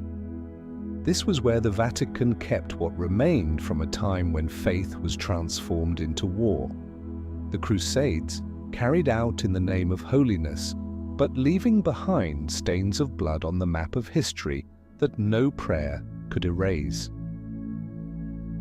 One of the first documents I found was the original crusading bull of 1095, Deus Vult, issued by Pope Urban II at the Council of Clermont. Written in Latin, it begins with an urgent plea. The Holy Land has been seized. The blood of the faithful cries from Jerusalem. The Catholic must march. There is no political agenda, no mention of land or wealth, only a call to arms. And yet that call ignited more than 2 centuries of continuous warfare and claimed the lives of millions under the shadow of the cross. Subsequent documents, especially from the time of Pope Innocent III, show how the Crusades evolved into a structured campaign, no longer merely a spiritual appeal, but a logistical operation involving taxes, recruitment, supply chains, and rewards. I read letters between the Vatican and European lords discussing the number of knights, provisions, and, most troubling, the right to seize the property of those who refused to convert or join the cause. A particularly striking document, dated 1204, records the Vatican's internal reaction to the Fourth Crusade, which instead of reaching Jerusalem, sacked Constantinople, the heart of Eastern Orthodoxy. In the minutes penned by Cardinal Pietro Capuano, there's a chilling admission. We let the sword lead, not the spirit. We did not conquer heresy. We looted our brethren. Though Pope Innocent III issued a formal, restrained condemnation of the pillage, no reparations or apologies ever followed. But what haunted me most were not the wartime documents, but the post-war ones.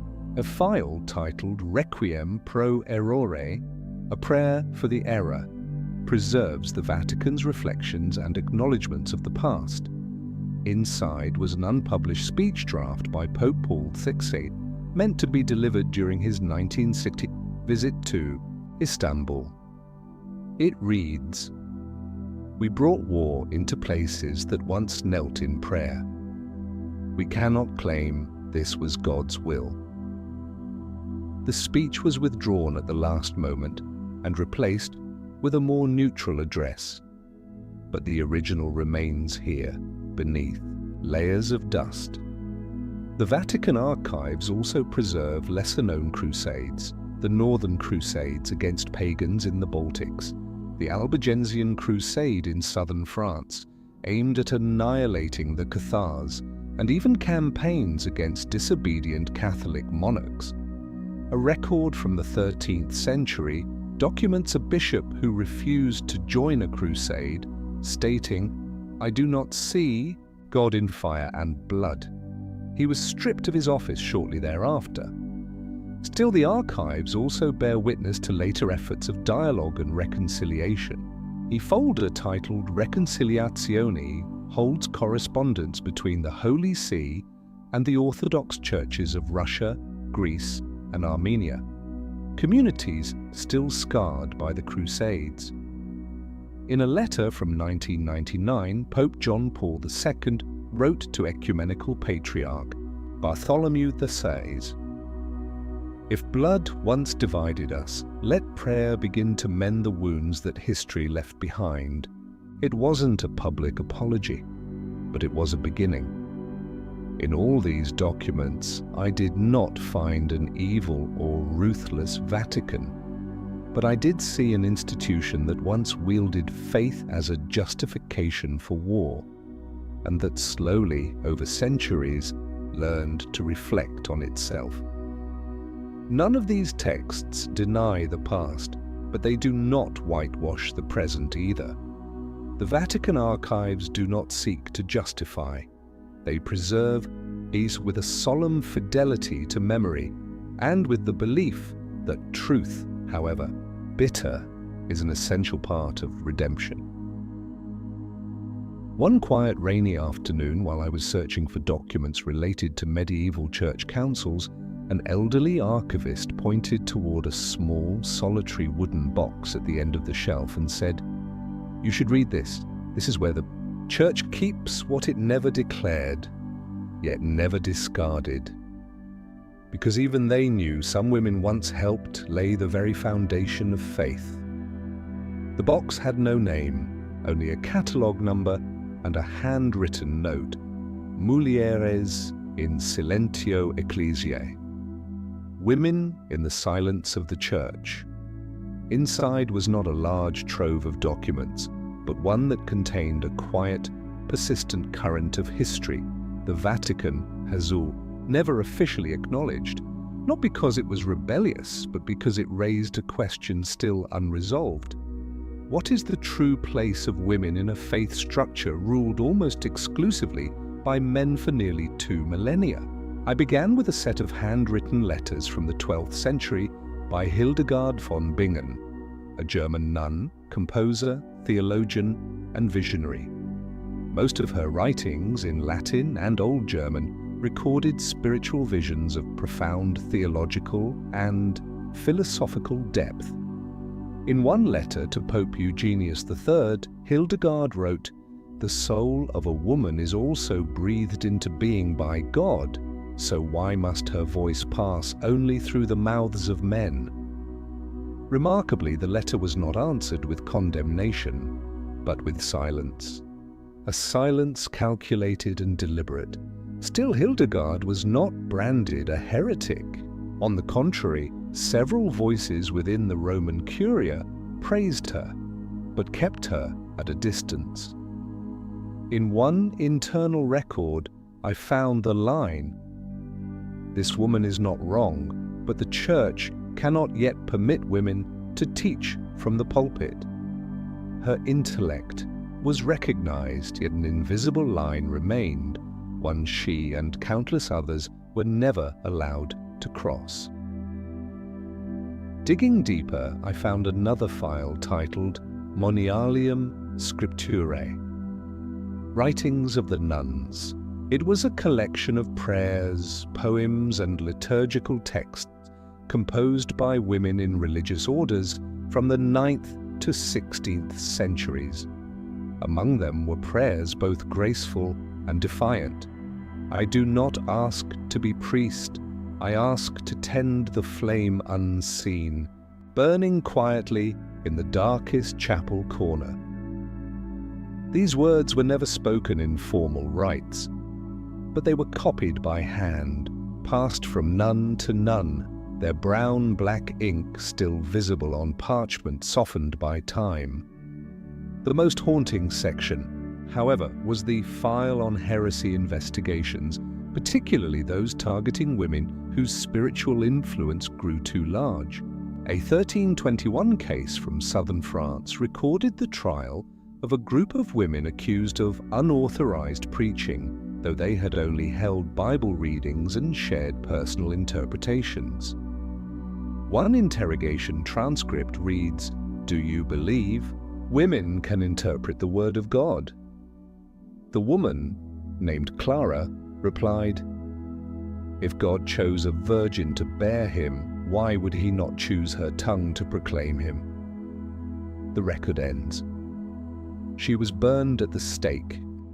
And yet, not all voices were silenced.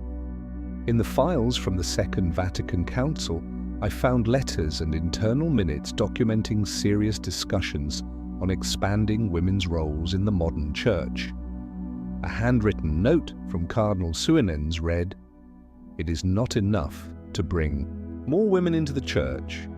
We must admit they have always been here." From 1965 onward, Vatican commissions began including women as theological advisors, but as one document explicitly stated, consultano non decidono. They may advise, but they do not decide.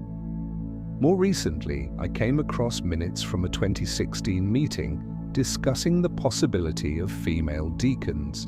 A group of female theologians presented historical evidence that deaconesses were recognized in the 1st to 3rd centuries in early Christian Greek texts. One cardinal pushed back. That was not the same as ordination today.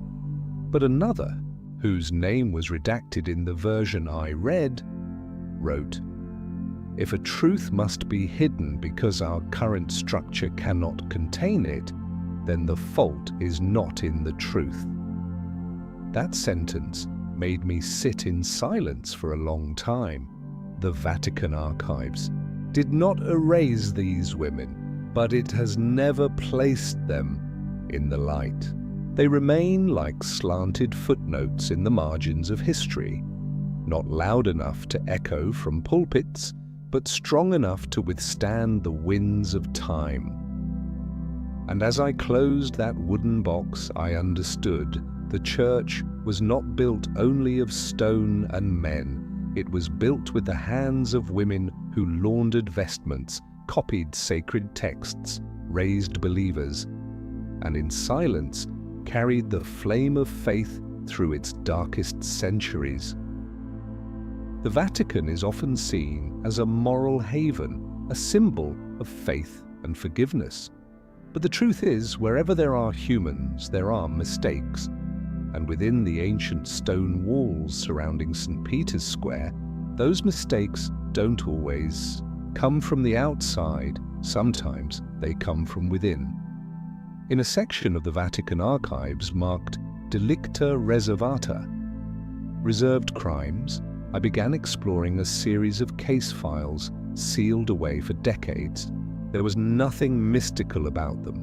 No curses, no dark conspiracies, only paperwork, signatures, and chillingly meticulous transcripts, records of criminal acts committed within the very institution that preaches grace and virtue.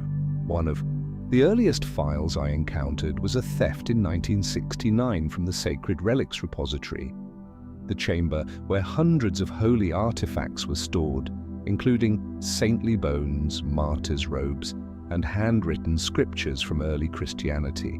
According to the report, a young monk assigned to clean the vault secretly took a small box believed to contain relics of St. Lawrence. He didn't try to sell it. Instead, he kept it in his room, claiming he could hear the saint whisper. In dreams, the Vatican held a closed trial. No journalists, no announcements.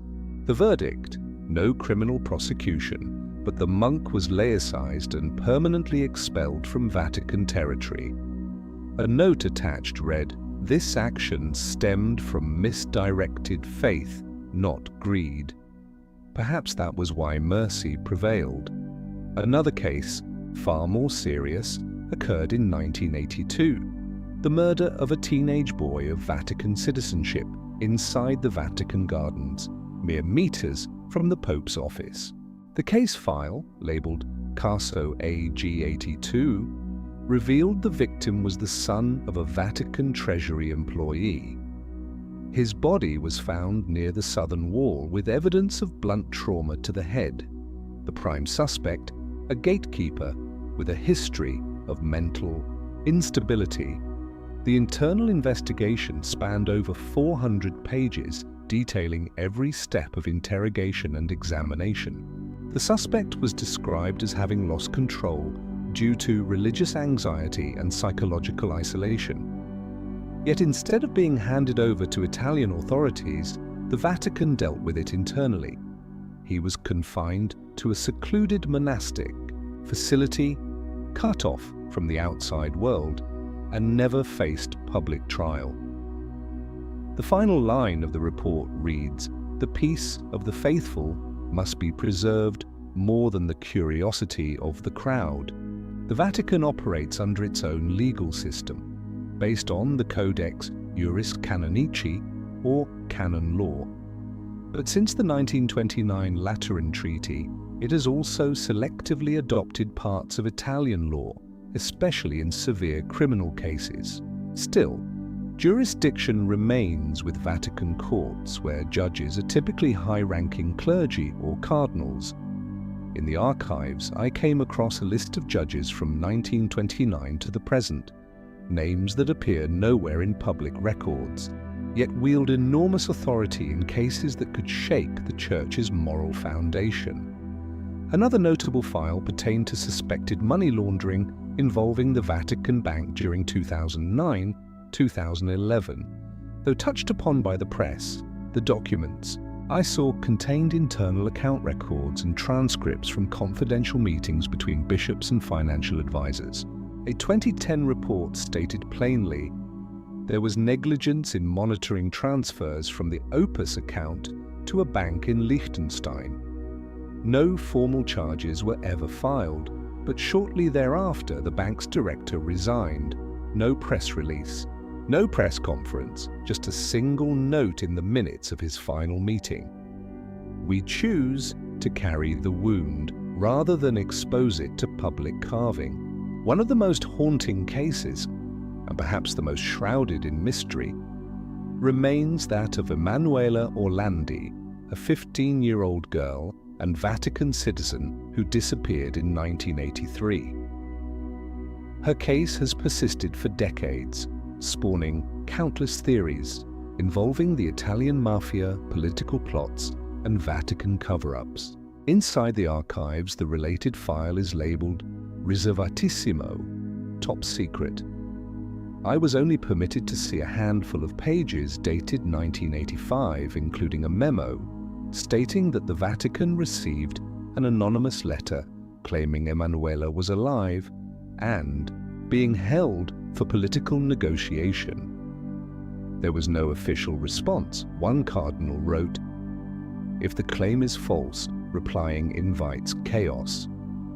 If true, silence is our last hope." And so the Vatican chose silence. For 40 years. The archives is not a courtroom, but it is where the unspoken judgments are kept, not always to conceal, but because in a place as small and symbolically immense as the Vatican, every sin becomes systemic. Every failing is not just a personal fall, but a crack in the moral foundation shared by millions, and so the Vatican chooses to handle such matters in shadow, quietly, with law, but without light. If the Vatican is a treasury of faith, then art is the golden key that unlocks the deepest layers of the human spirit.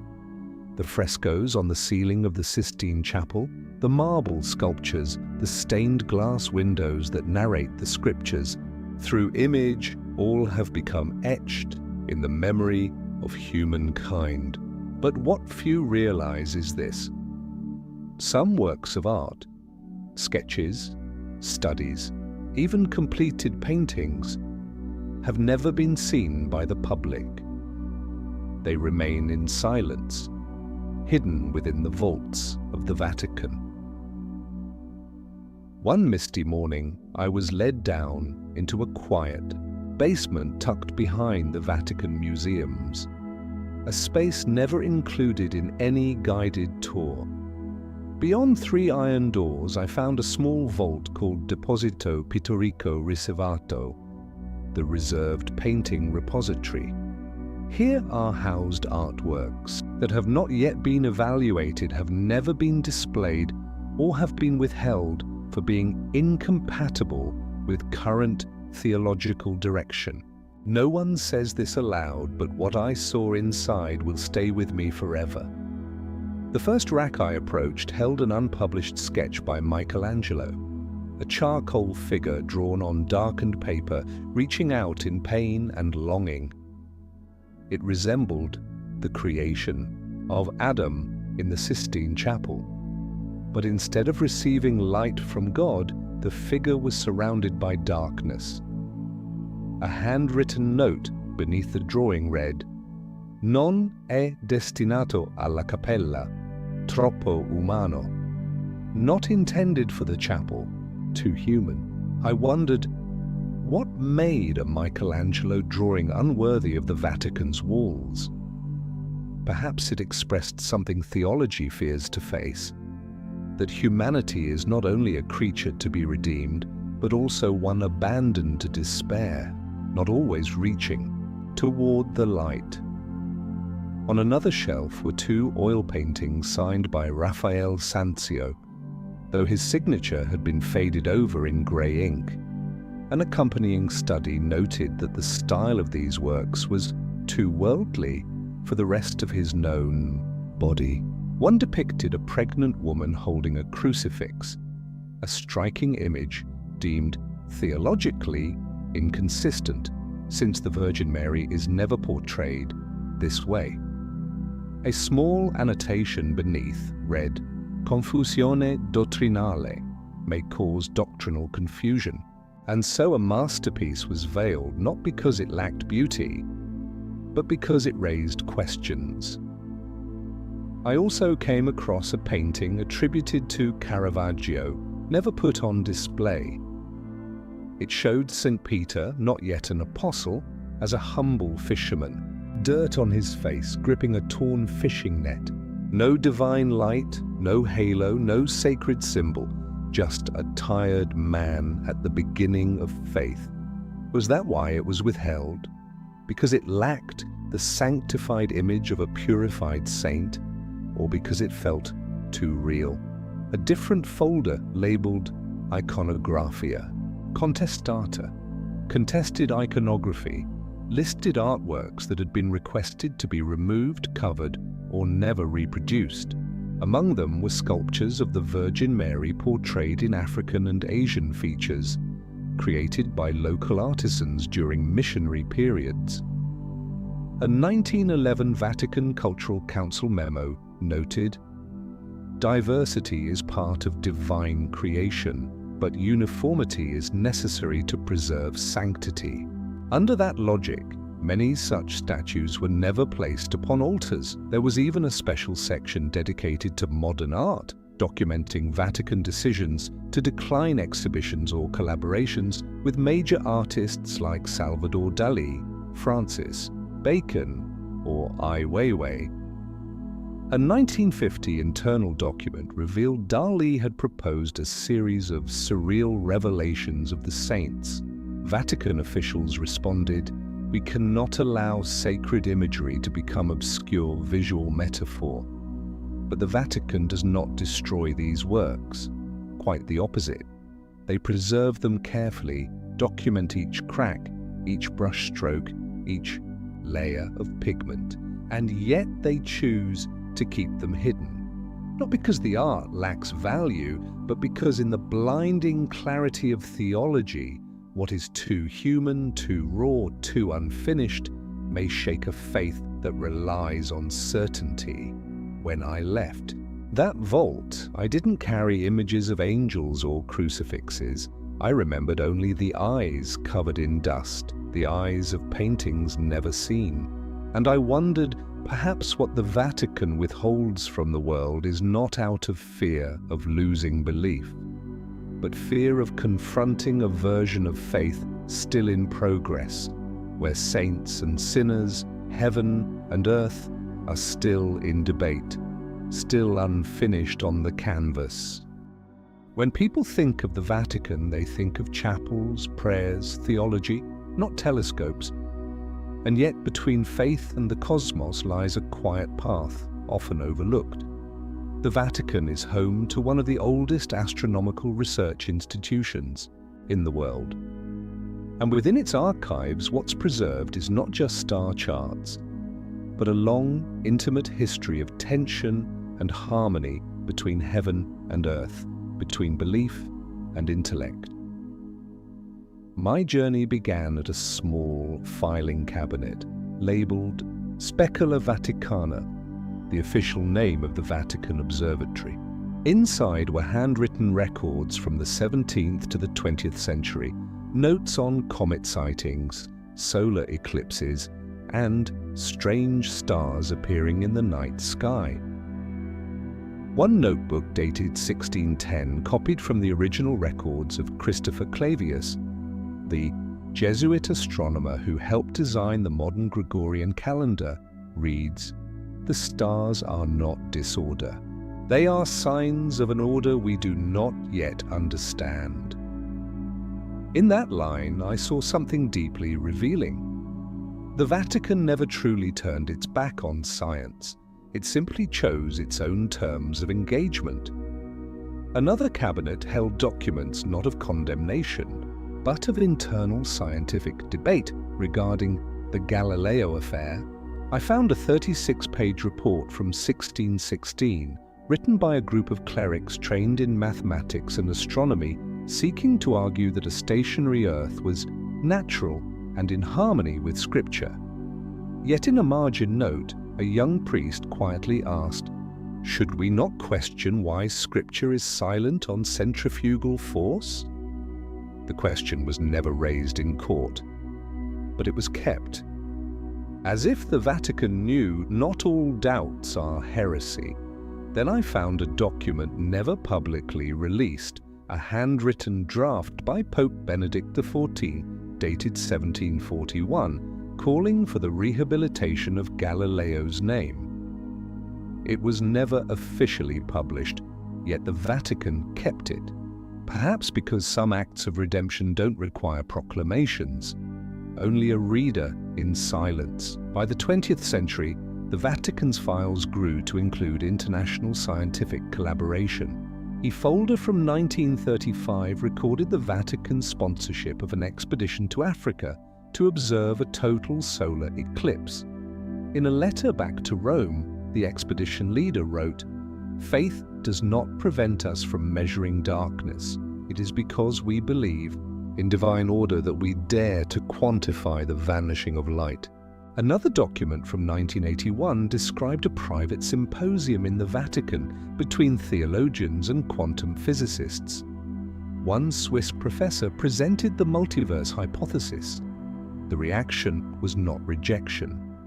The minutes noted, if God is infinite, the universe need not be singular. A rare statement, but a sign that the Vatican had quietly evolved. No longer a guardian of fixed truths, but a house in dialogue with the ever-widening edges of understanding. I even found correspondence between the Vatican and NASA. particularly around the time humanity prepared to set foot on the moon. A handwritten letter from the Holy See to President Kennedy, dated 1962, read, "We pray for those who dare to leave Adam's sky to witness the Creator's work from without." When Apollo 11 succeeded, the Vatican did not hold public celebrations, but in Pope Paul VI's private journal, one line was recorded: "Today, man does not merely gaze upon the heavens, he has touched them." To my astonishment, I also found a copy of a letter from Stephen Hawking to the Pontifical Academy of Sciences dated 1990. In it, he questioned whether God was even necessary in cosmological origins. The Vatican didn't rebut. A theologian wrote in a confidential note, "If God must hide in the gaps of equations, then he is not truly eternal." That admission, never made public, said more to me than 1,000 sermons. Faith, when genuine, does not fear challenge. Today, the Vatican Observatory still operates quietly from Castel Gandolfo. They make no loud declarations. They do not argue with modern science. But in their archives, I saw something even more profound. A faith that does not extinguish reason, but constantly dares it to its furthest boundary, so that when the last starlight fades, something immeasurable may still remain.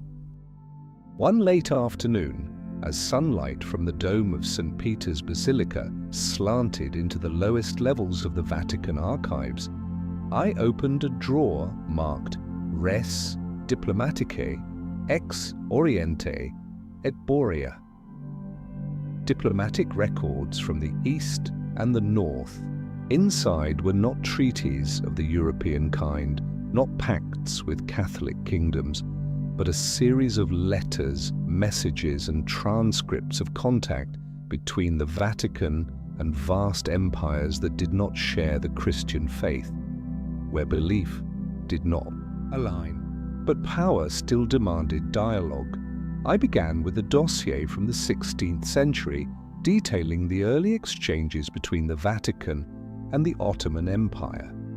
A letter dated 1584, sent by Sultan Murad III to Pope Gregory X, was written in Ottomani, Turkish, accompanied by a Latin translation.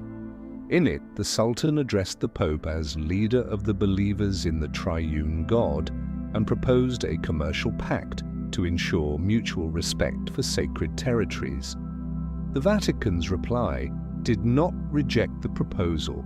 When peace opens the path to prayer, there is no need for the sword of faith. A strange tone, cautious yet yearning for a shared order between two civilizations, long portrayed as irreconcilable. In another folder from 1713, I found the transcript of a secret meeting between a Vatican envoy and representatives of the Qing dynasty held in Macau. It recorded the Holy See's concern over Emperor Kangxi's decree banning Christianity following the rights controversy. The internal note read, "The court does not reject faith, but rejects the denial of Chinese rights. We may withdraw the decree if it does not harm sacred doctrine." No agreement was reached, but the dialogue itself revealed that the Vatican had come to recognize bringing faith into another culture required humility, not dogma. What struck me most was a never declassified file titled Negotiationes cum Moscovia. It contained records of secret efforts from the 17th to the 19th centuries to establish relations between the Vatican and the Russian Tsars. In a memo from 1860, the Vatican noted that the Russian Orthodox Church had become the arm of imperial authority, and that without dialogue, reconciliation between the churches would remain impossible. A private letter from Pope Pius IX to Tsar Alexander II included the line, When the throne seeks eternity, it must listen to the voice of the eternal throne. There was no reply, but the Vatican did not stop writing. In a document from 1902, the Vatican recorded contact with a Japanese scholar representing the Meiji court. The two parties discussed theology, culture, and the possibility of coexistence between Christian charity and the honor of Shinto. One line in the transcript stood out: "The East does not reject faith, it rejects imposition." It read like a reminder to the Church itself. Truth is not a gift that can be forced upon another. I found a 1954 internal memo, just after the end of the First Indochina War, in which the Vatican proposed sending a secret envoy to northern Tutsi, Vietnam, to observe the condition of Catholics following the Geneva Accords. There was no official order, no public document, but in the file, the envoy's handwritten note read, "I saw priests celebrating Mass in silence, vestments hidden under civilian clothes. Faith here makes no noise, but it has never died." The report was never published. One of the most moving files was a compilation titled Via Pacis, The Path of Peace, containing the full correspondence between the Vatican and the United Nations from the end of World War II to the present. In a 1965 note, when the Vatican became a permanent observer, a cardinal wrote, "The Church has no army, no vote, but it may still whisper into the conscience of the world." That line remains true, though today the world hears those whispers less clearly than before. None of these records boast of influence. On the contrary, they show a Vatican often in the weaker position, the one initiating contact, the one seeking common ground, the one striving to understand its interlocutor. In the shadows of geopolitical power, the Vatican was never a superpower, but it held another weapon: time. The Vatican knows how to wait. And when it waits long enough, dynasties collapse, revolutions burn out, and the Holy See continues to write letters, preserving even the replies that were never sent. When people hear the word miracle, they often picture radiant light, weeping statues, or celestial hymns echoing from the heavens.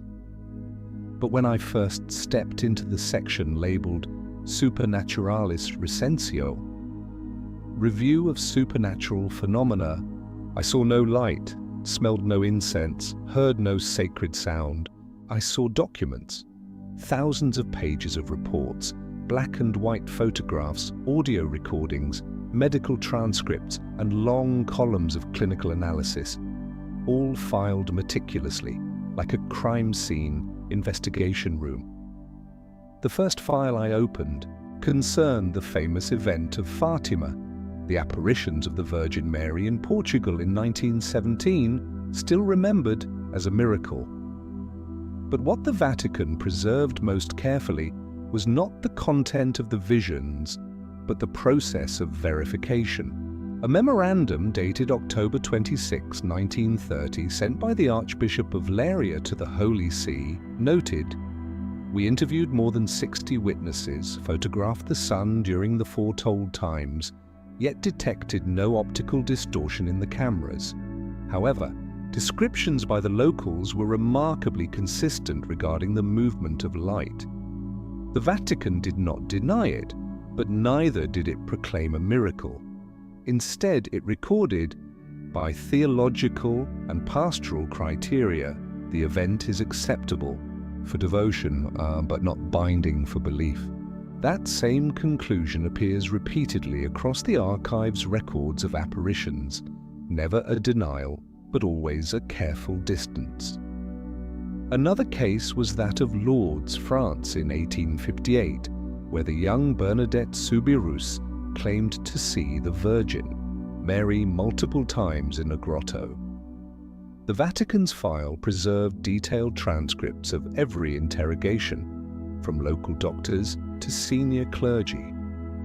One line in the document read, "The girl displays no signs of hallucination." Yet the figure she describes does not match doctrinal conceptions of the Virgin at the time. Eventually, the Church did not validate the visions directly, but rather the inexplicable recoveries from illness that followed pilgrimages to Lourdes, and the Vatican never rushed. In another file, I read about the 1973 apparitions in Akita, Japan, which were not officially recognized by the Holy See until over 20 years of investigation had passed. Doctors, psychologists, theologians were dispatched, and each step was accompanied by internal reports. One particularly telling note read, "The weeping statue of the Virgin is chemically verifiable, but scientifically inexplicable." This does not make it a miracle, it makes it worthy of monitoring. Then I found a striking registry called Causae Rejectae, rejected cases. In it were hundreds of reports deemed fabricated, exaggerated, or lacking supernatural merit. There were photographs of statues dripping water due to plumbing leaks, audio recordings traced to human manipulation, witnesses who later retracted their claims. In one Latin American case, the supposed visionary confessed to having been paid by a pilgrimage group. The Vatican report simply stated, "Secular motivation, file closed." Another part of the archive held cases of unexplained healings. The Vatican maintains an independent medical panel called Consulta Medica, which evaluates every supposed miraculous recovery. One file from 2002 described a Parkinson's patient who fully recovered after praying to Blessed John Paul II. The attending physician confirmed it. Still, the Vatican noted 5 additional years of observation required to rule out natural remission. No haste, no sentimentality, just a process as rigorous as any clinical trial. One small file I stumbled upon bore the name Aurora Messina, a 17-year-old girl in Italy who in 1966 claimed to receive nightly divine prophecies during full moons. Crowds gathered at her home, but internal Vatican notes stated, after 7 months of observation, no objective evidence was found. The divine voice in her room was ultimately traced to a hidden speaker installed under her bed by her brother, who later confessed he only wanted to protect the faith of the villagers. The case was sealed with a red stamp. Deception for notoriety. But perhaps the most haunting file was one without a date, titled Lux Inter Cecos, Light Among the Blind. It contained a testimony by an elderly priest living in a mountain monastery in Switzerland. He claimed to have seen a glowing child in the snow one night, but when he approached, it vanished. He did not ask for recognition. He simply asked the Holy See to record his account, so that if anyone else ever sees it, they will not think themselves mad. The Vatican neither rejected nor affirmed it. One line from the examiner's note read, "Silence is the only way to preserve the sacred." The Vatican does not chase wonders. It observes, it doubts, it measures every tear from a statue, every unexplained light, every whispered prayer in the fields. And in that silence, it chooses to preserve what it does not yet understand, not to display, but to remind itself that if God truly reveals himself, he will not need trumpet blasts or headlines. He will arrive in moments no one expects and no one hears, except for those patient enough to wait, as the Vatican has done for centuries. I never meant to seek out the prophecy of Saint Malachi. For many within the Vatican, that name evokes more discomfort than reverence. Yet one day, while I was researching documents related to early 17th century councils, I stumbled upon a thin file tucked inside an unrelated dossier. Its cover was marked simply De Prophetia Malachiae, unpublished version. Inside was a handwritten copy dated 1595, the same year the prophecy was first printed in Rome by Father Arnold de Wyon in his work Lignum Vitae. The reason the Vatican preserved this manuscript was not out of belief, but to monitor how it spread. A margin note by Cardinal Baronius read, "The people are enamored with this prophecy as if it were a fifth gospel, but faith built upon fear is not faith."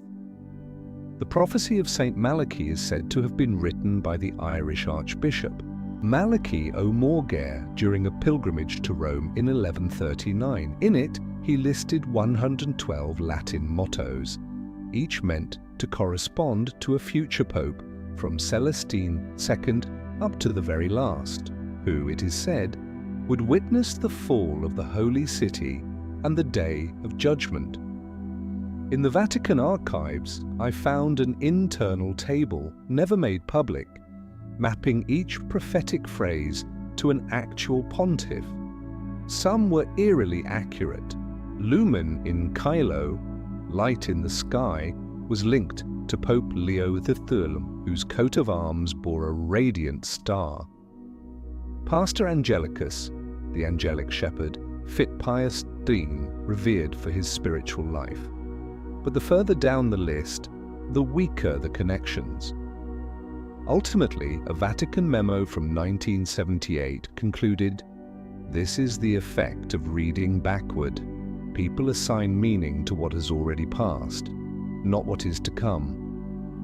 Still, what prevented the Vatican from outright denouncing the prophecy was the final line, "In persecution extrema SRA, sedebit Petrus Romanus." In the final persecution of the Holy Roman Church, Peter the Roman shall sit upon the throne, and then the city of 7 hills shall be destroyed, and the dreadful judge will judge his people. Then came 2013. Pope Benedict XVI resigned, the first papal abdication in 6 centuries. His successor, Jorge Mario Bergoglio, who took the name Francis, born in Buenos Aires but of Italian descent, Roman blood. Though no pope has taken the name Peter II, the Vatican suddenly received hundreds of letters from the faithful around the world, all asking the same thing: is this the final pope? One internal document I found recorded a meeting of the cardinals in 2014, just months after Francis's election. During it, a young bishop expressed concern that this prophecy is being weaponized to fuel apocalyptic anxiety and undermine reform. The dean of the college replied simply, "The Church does not fear the end. We only fear that people stop living for tomorrow." Another file titled Legendum non publicandum, to be read, not published, documented a Vatican commission that had once investigated the true origins of the prophecy. Several scholars argued the entire text was written in the late 16th century to support specific candidates in a papal conclave. One historian asked bluntly, "If Malachi truly wrote this, why is it never mentioned for 400 years?" But, in the end, the Vatican reached no official conclusion. The file ends with a line that says, "We do not publish what may confuse, even in order to deny it." And so the prophecy remains a ghost, neither authenticated nor erased, neither confirmed nor condemned. It has become part of the mythos surrounding the Vatican, like hidden staircases, secret chapels beneath the basilica, or whispers of angels during papal elections. Is it real? Does it matter? Perhaps those questions no longer require answers. As one elderly bishop once whispered to me while turning the final page of that prophecy, "There are words God never spoke, but left behind for men to decide whether to believe or not." The archive labeled Archivio Pio Puisi Anni di Guerra remained sealed for more than 70 years. It was not until 2020 that parts of it were finally declassified. But even those disclosed were only the surface. When I stepped into that room, the fresh air of the Vatican hallways seemed to vanish, replaced by an invisible weight. Pages unstained by blood, yet heavy with the silent deaths of millions. I opened a folder titled Lettere non risposte, 1942. Unanswered letters. Inside were dozens of pleas from Jewish communities across Europe, written during the most brutal years of the Holocaust. One letter, dated August 1942, came from a rabbi in Slovakia. It read, "We do not ask for a public intervention. We only ask that you affirm that God is not silent." There was no reply in the file, only a pencil mark on the margin. Forwarded to the Secretariat of State, response pending. Another folder recorded Vatican contacts with Nazi officials. In a memorandum dated November 1939, the German ambassador to the Vatican, Diego von Bergen, pledged, "The Reich will respect religious freedom if the Holy See maintains neutrality on internal matters." Cardinal Maglione, then Secretary of State, replied, "We do not intervene in politics, but we will speak if innocent life is threatened." And yet, if that voice spoke, it never reached the public. One internal report shook me to the core. A document addressed directly to Pope Pius V and dated October 1943, just weeks after Jews in Rome were deported by fascist authorities. It stated, nearly 1,000 Jews were taken from the city on October 16th. The train departed from Tiburtina station, destination unknown. The report was signed by a Jesuit priest from a local parish. There was no directive attached. But on the following page, in faint, trembling handwriting, someone had written, "Could not prevent. Prayer is the last recourse." I found no handwritten orders from Pius V commanding silence, but I found absence in speeches, messages, public declarations throughout the period when Jews were being slaughtered en masse. A folder titled Discorsi Mancanti, Missing Speeches, contained drafts of 3 addresses that were never delivered. One of them, dated December 24, 1942, bore the title Sicut Stellae in Nocte, like stars in the night. In it was the line, "We grieve for the millions of innocents destroyed, whether for their race, their faith, or their language." But that message was never read aloud. A note beside it read, "Would endanger German parishes must wait." But the waiting never ended. Still, the Vatican did not remain entirely silent behind closed doors. I read hundreds of records documenting secret efforts to save Jews, especially through monasteries, churches, and religious institutions across Italy, France, and Poland. A 1944 file noted, Santa Brigida Convent has hidden over 200 Jews disguised as pilgrims. The abbot accepts personal responsibility if discovered. There were dozens more such cases, yet no public statement from the Holy See confirmed or protected these actions, because a single word could have dragged hundreds out into the light and to their deaths.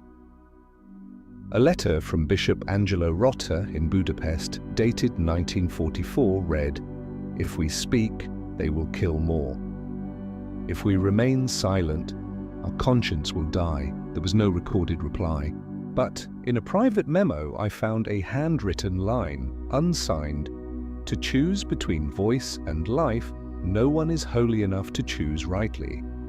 After the war, a file labeled Difese e Silenzi, Defenses and Silences, contained transcripts of internal meetings, preparing for the coming wave of criticism. One cardinal suggested a public statement that the Holy See had quietly saved lives during the Nazi reign. The proposal was rejected. Instead, the Vatican chose continued silence and let the world debate.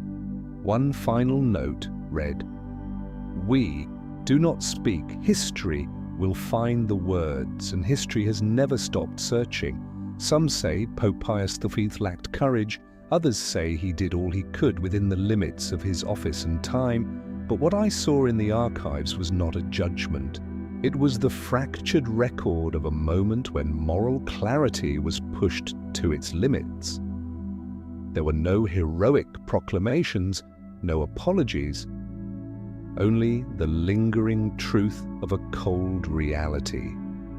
Silence, whether born of fear or strategy, leaves an echo that cannot be erased. After hundreds of hours of reading, turning page after worn page, deep beneath the earth where no bells ring and no candles flicker, I began to ask myself, why does the Vatican keep all of this? Skeptics might say, to control, to conceal, to avoid facing truth. But if that were all, why not destroy it long ago? Why preserve with such care and precision every internal memo, every unanswered plea for help, every draft of a speech never spoken? I gradually came to understand the Vatican doesn't merely preserve truth, it preserves the complexity of truth. In those archives, there are no justifications, no blatant lies. There are gaps, silences, half-told stories. But there are also voices once buried at the bottom of history, questions never allowed to echo, and small, quiet acts that saved hundreds of lives without asking to be credited. The Vatican knows, better than anyone, a truth spoken at the wrong time can become a weapon, and so they choose to hold it, not to manipulate, but to wait.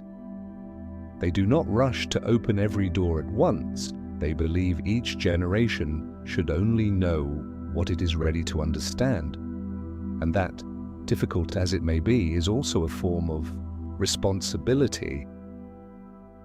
I still remember the room at the far end of the Western Hall, a small chamber behind an old wooden door inscribed with the Latin words Veritas temporis est. Truth belongs to time.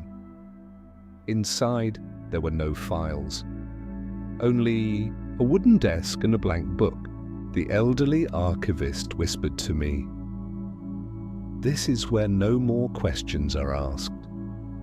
Only listening remains." I sat there, not to write, but to reread in silence every chapter I had encountered. From secret meetings with emperors to hidden works of art, miracle investigations, Vatican silence during World War II, the role of women, of science, of rituals never performed, all flowing like an invisible current through millennia. I did not leave with answers, but I did leave with a certainty. The Vatican archives is not where truth is buried, but where truth is protected from oversimplification. Truth does not always comfort. Sometimes it reveals popes who doubted, saints who faltered, and angels in paintings that wear the face of fear. But it is that kind of truth that makes faith, if it survives, truly mature. And perhaps that is why the archive continues to open, not in line with history, but with the conscience of humankind. When we are brave enough to look at the unvarnished face of faith, then the doors of the Vatican will open, not with a key, but with the quiet readiness to understand and to forgive. I did not leave the Vatican feeling as though I had exited a fortress of secrets, but rather a chapel waiting for someone to return. Not to worship, but to listen to history, to memory, and to oneself. If what you've just heard feels like more than a story, if it feels like a door quietly opening to something deeper, if you believe truth does not always lie on the surface, and that sometimes silence is its own form of storytelling, please consider supporting this channel by clicking subscribe, not just to walk with us through the journeys ahead, but to help keep this kind of deep storytelling alive in a world crowded with noise. Your single subscription is like a candle, lit among the shadows of an archive filled with memory and silence. Thank you for listening, with patience and with heart. I'll see you in the next story.